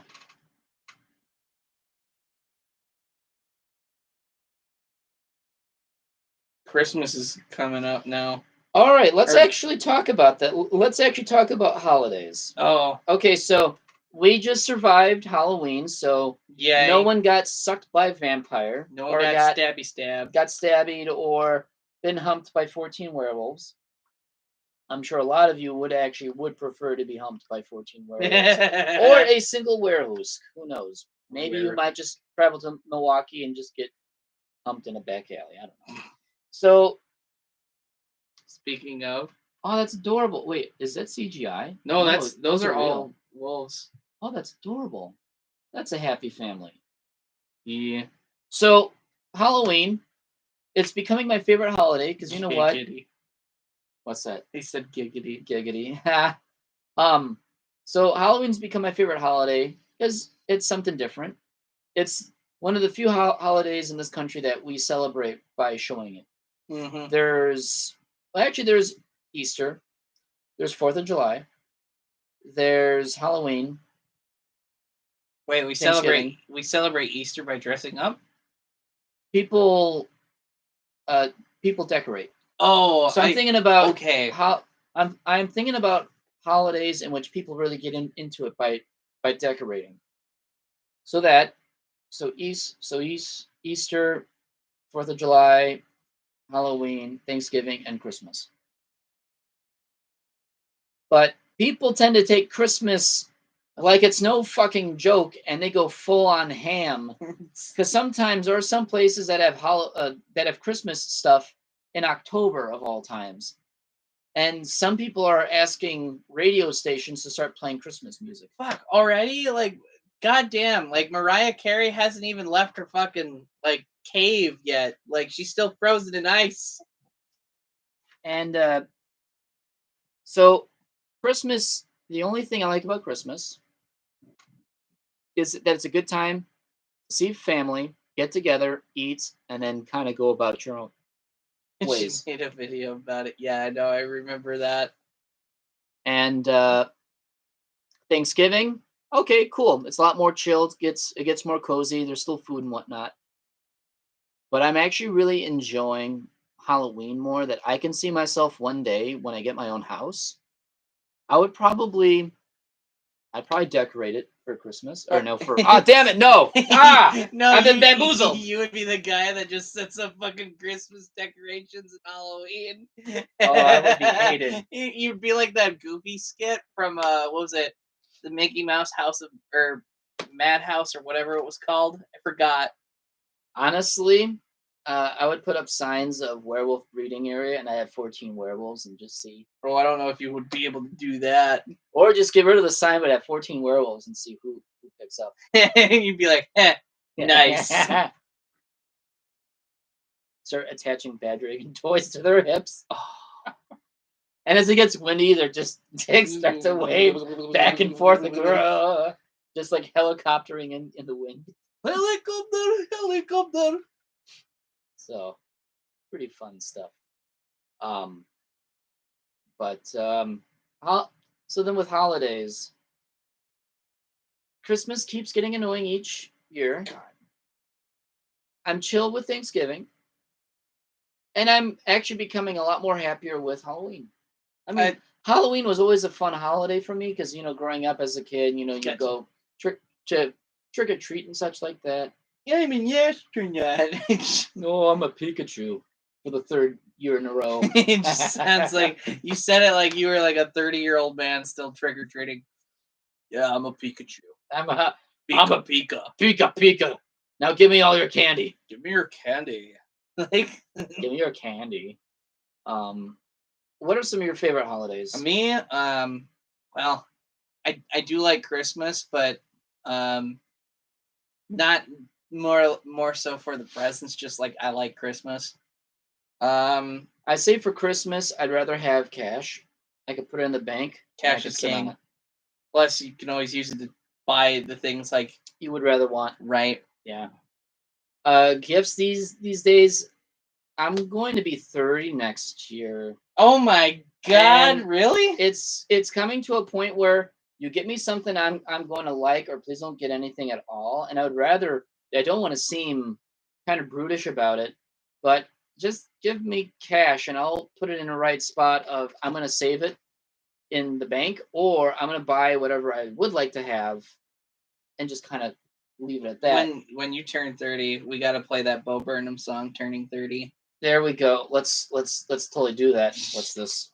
It's just he's locked. He's locked. It's Locktober. Well, what is that? What? Whoa, what is that?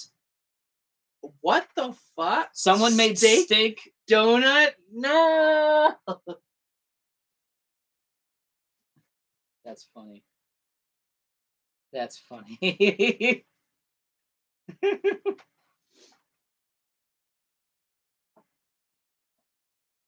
But I mean, okay, so federal holidays.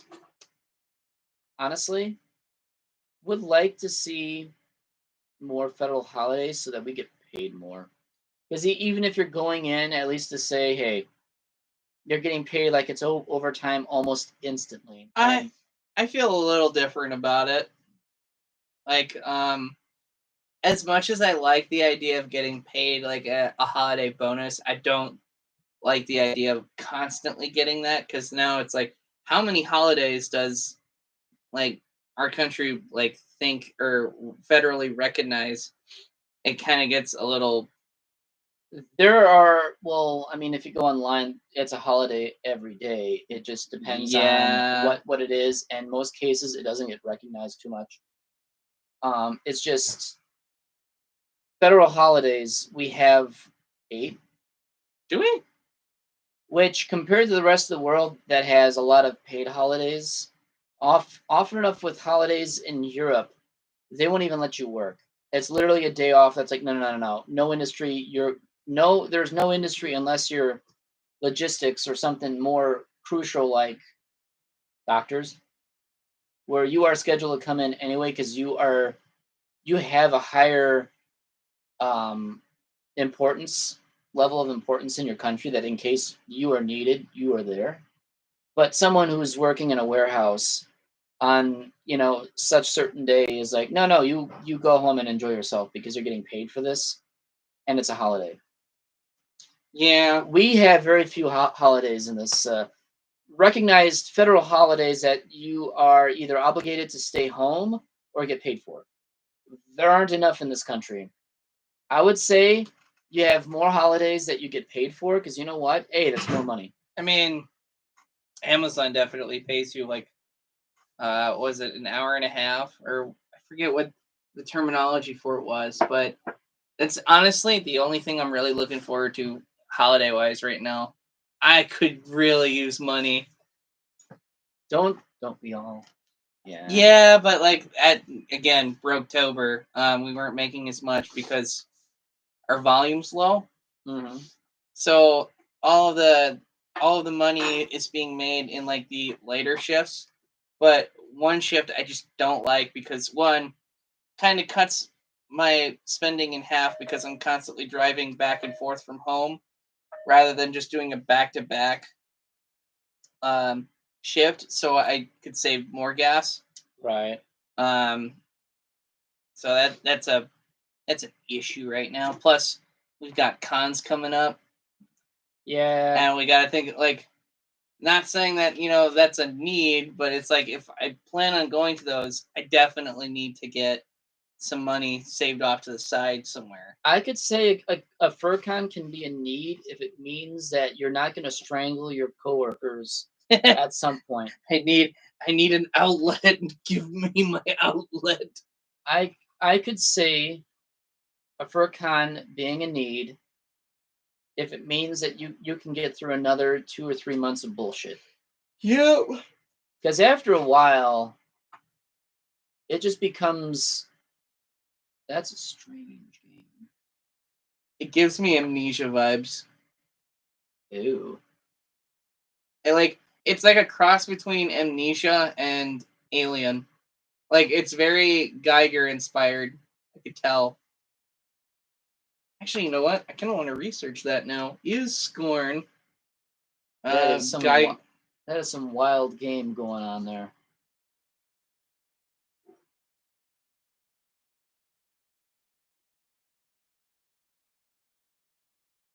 Is this guy holding himself together? Yes.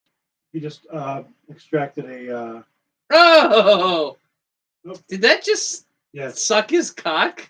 Probably. There's lots of sex in this. In fact, What? like there's very sexual type. There's like sculptures of people fucking and sucking each other. This is actually kind of a game that's just like, oh, this is meant to be a sex crazed game, but yet there's like nothing sexy about it. Okay, so For some people it is. So I was right. It is actually heavily inspired by a lot of works from H.R. Geiger, which also created the Xenomorph for the Alien franchise.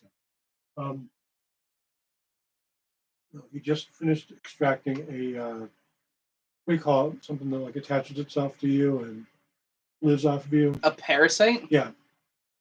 The parasite was in him. And by the time he extracted it, it was literally like part of it was on his back and like laying, like the face was like laying sideways on his back and just like digging and like pushing out his intestines.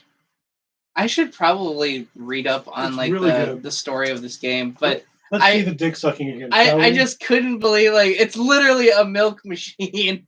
It's doing the thing. Wow! Oh my fucking god! It was actually doing like the little. Oh my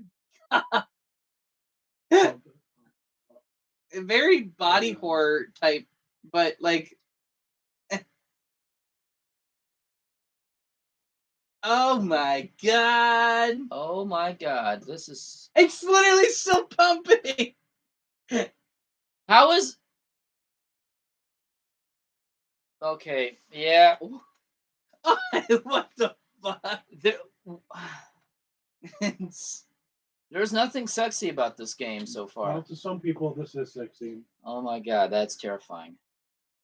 Oh my god! What was that? That was the skull cap. Top half of the head. Yeah.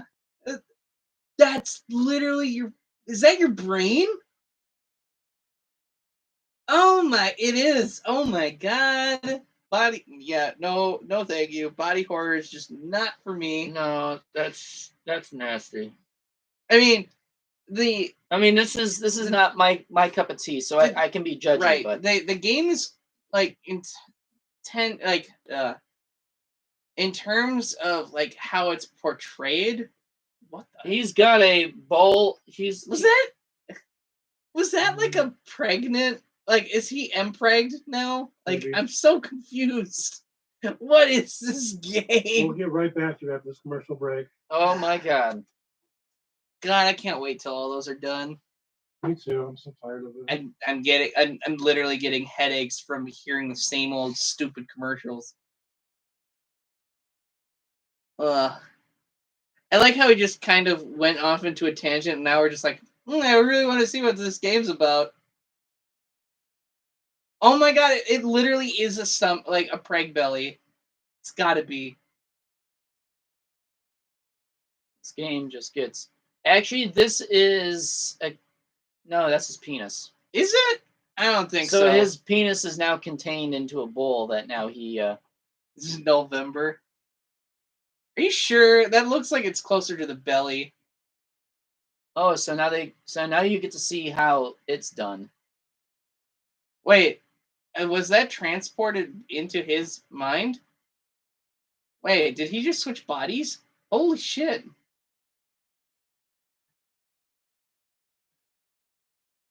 Yeah, that had to be it. Oh no. Oh no. Oh, you get to fuck yourself? Oh no. What? Oh, you're curing yourself. Oh, that is so weird. I love this so much. Okay. Have you played this game? Nope. But you want to. I mean, it's certainly interesting, like in an art style perspective, but I don't know if I would ever play this. That would get me woozy. I would rather. Oh. And I play a lot of like scary games. Yeah, I don't do good with horror so much. Yeah.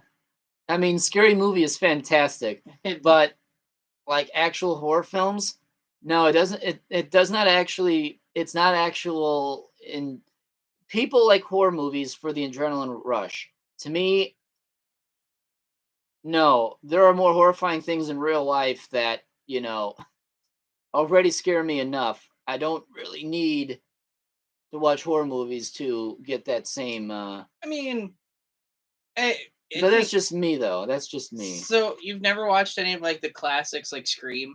No. I feel like it's out of all the ones, Scream would probably be like the least gory.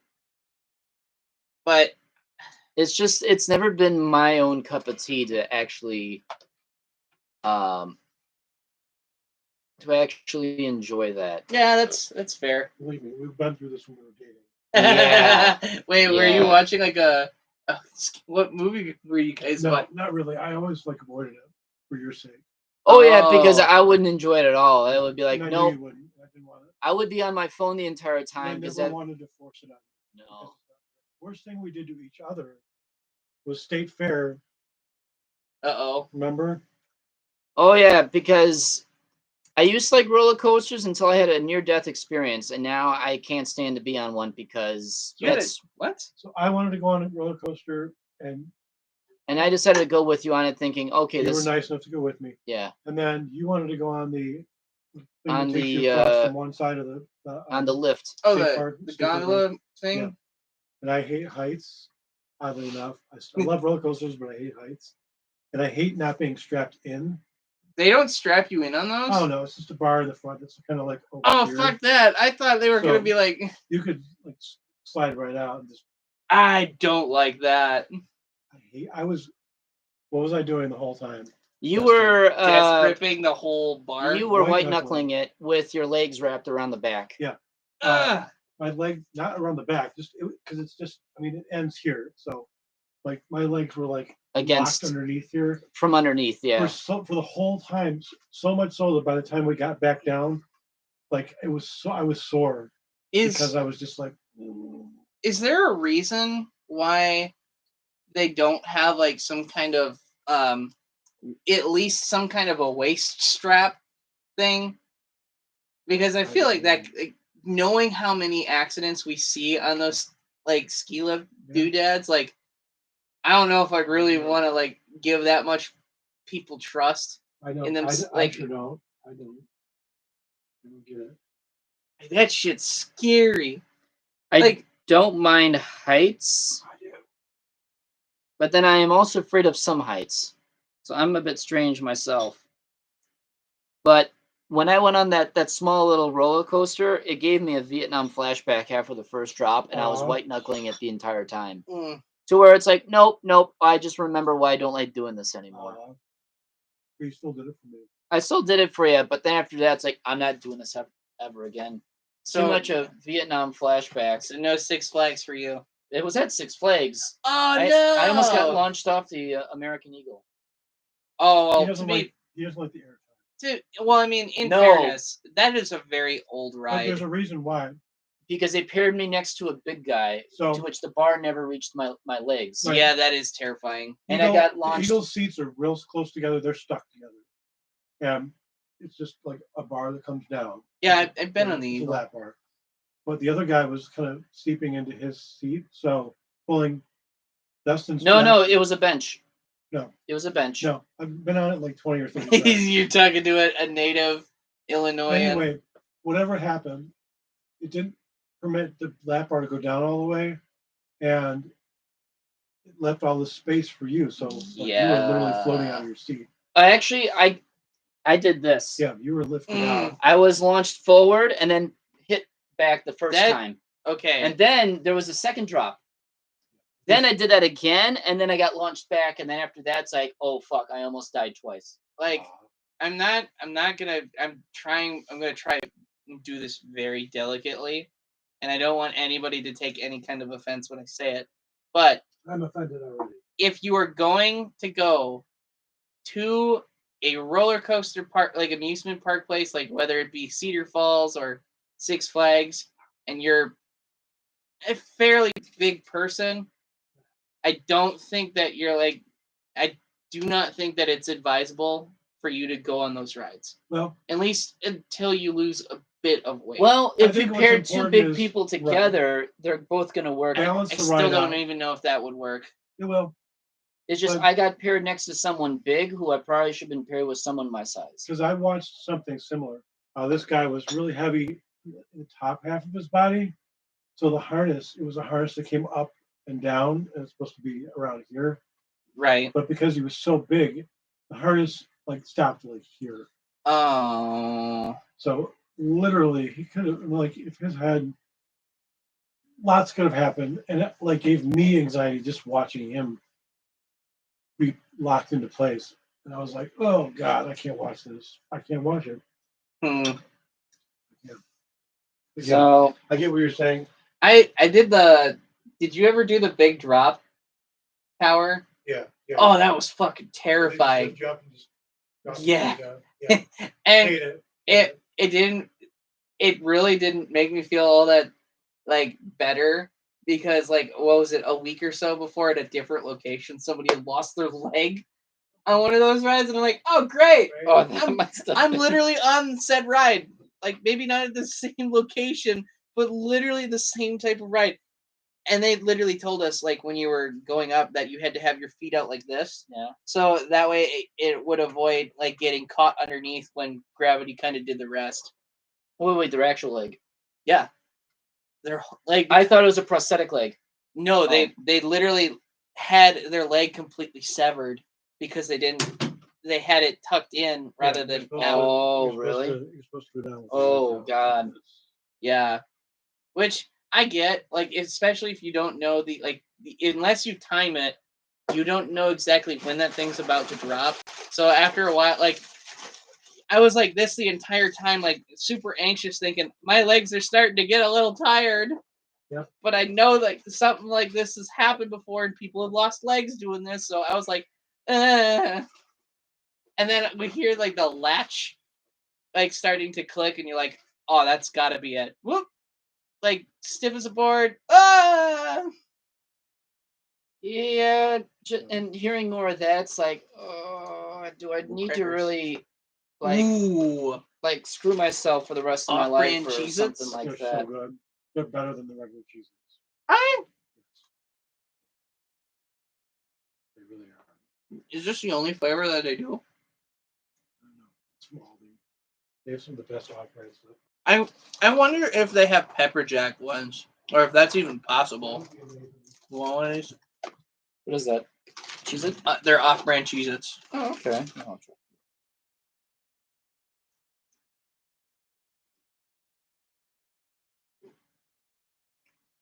Well, we have been streaming for about 2 hours now, which is kind of the runtime that is kind of preferred, is about 2 hours or under. And at this point, I think we've definitely discussed on quite a bit. Yeah.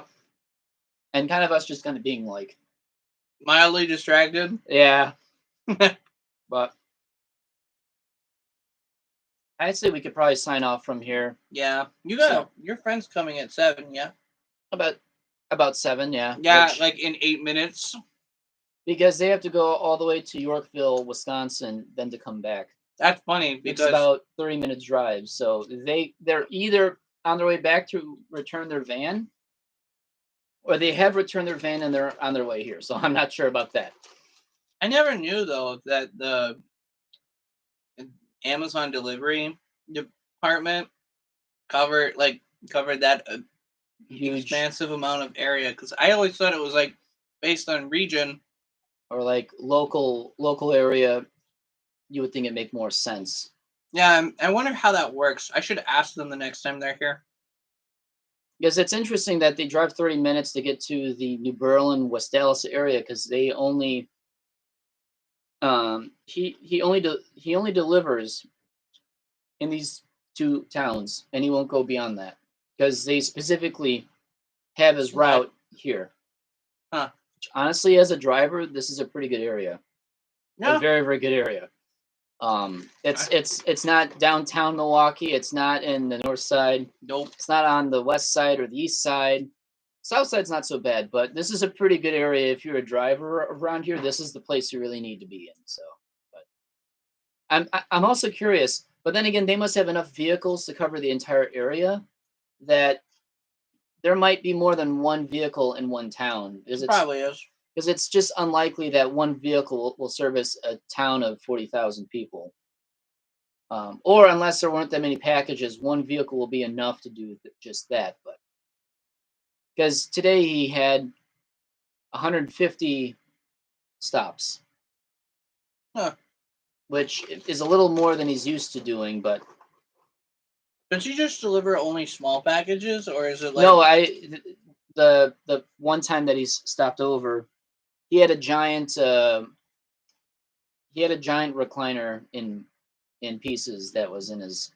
So yeah, most of the items he carries is like carryable. It's just some of the items that you might get is going to be so outrageously huge that it's just kind of silly. So, but anyway, yeah, I think we could certainly call it quits for now until next week or next time. How long have you guys been going at it for? 2 hours, 17 minutes. How long have you been going at it? Oh, we've been going all night, bro. So, yeah, there we go. And then we have also impromptu cat, long cat. Yep. Surprise cat. And he just shoves his face in the camera and just kind of like does cat things. He's like, all right, I did my thing. I'm out of here. There we go. So, this has been another episode of the Zooming Who's podcast. And once again, I'm your host, Dustin Husky. Your temporary co-host, Wolf. And Random Sourpuss. And Random Sourpuss. Also, if you are a Wisconsin local and if you want to actually be a co-host on the show, because normally I just bring back reoccurring co-hosts in the past. There is no limitations. There's no restrictions. I just have whoever wants to be on as a co-host just to talk about stuff. If you are interested in wanting to co-host an episode in the future, or as often as you like to, just give me a ring. Lily, I'm looking at you. I need Lilia to get back on the show. Yes, or at least to invite them over and do something again. I was super bummed when you had your birthday stream and I couldn't make it. I think for this upcoming year, you'll definitely do something for it. Might get trashed. I don't know. Might get stuck. We all just like bring out your favorite rum. Oh my god. I mean, it'll be a good time. It'll definitely be on a weekend because at that point, I'm not doing it on a weekday. Like, if my weekend's on a weekday, I do it the previous or the following weekend. Because screw having a party on a weekday that everyone has to go back to work the next day. So I'm not going to put anyone through that. So Yeah. but yeah, you want to be co-host? Find me, give me a ring. At First Squared, I will have a live showing of Zooming Who's podcast. I have no idea when it's going to happen, but I have submitted the forms for that. So definitely keep an eye out on programming for First Squared if you'd like to show up to be a audience member or even be on the actual panel and be part of the show itself. So that is certainly another way you can come join us. So otherwise, I think we've had a good episode so far. So Yep. again, anyways, thanks for tuning in. We'll see you next time. Yep. Bye. Bye-bye. Oh, wait, no, that's the wrong button. I hit the wrong button. You forgot how to... I forgot how to do this. It literally Because says there's actually end stream. End stream, but I went to the live thing and it just doesn't do anything. So, cat's spitting and cat's hissing spitting. So, God damn it, cat doing cat things. oh, Bobby, I'm gonna kick your ass.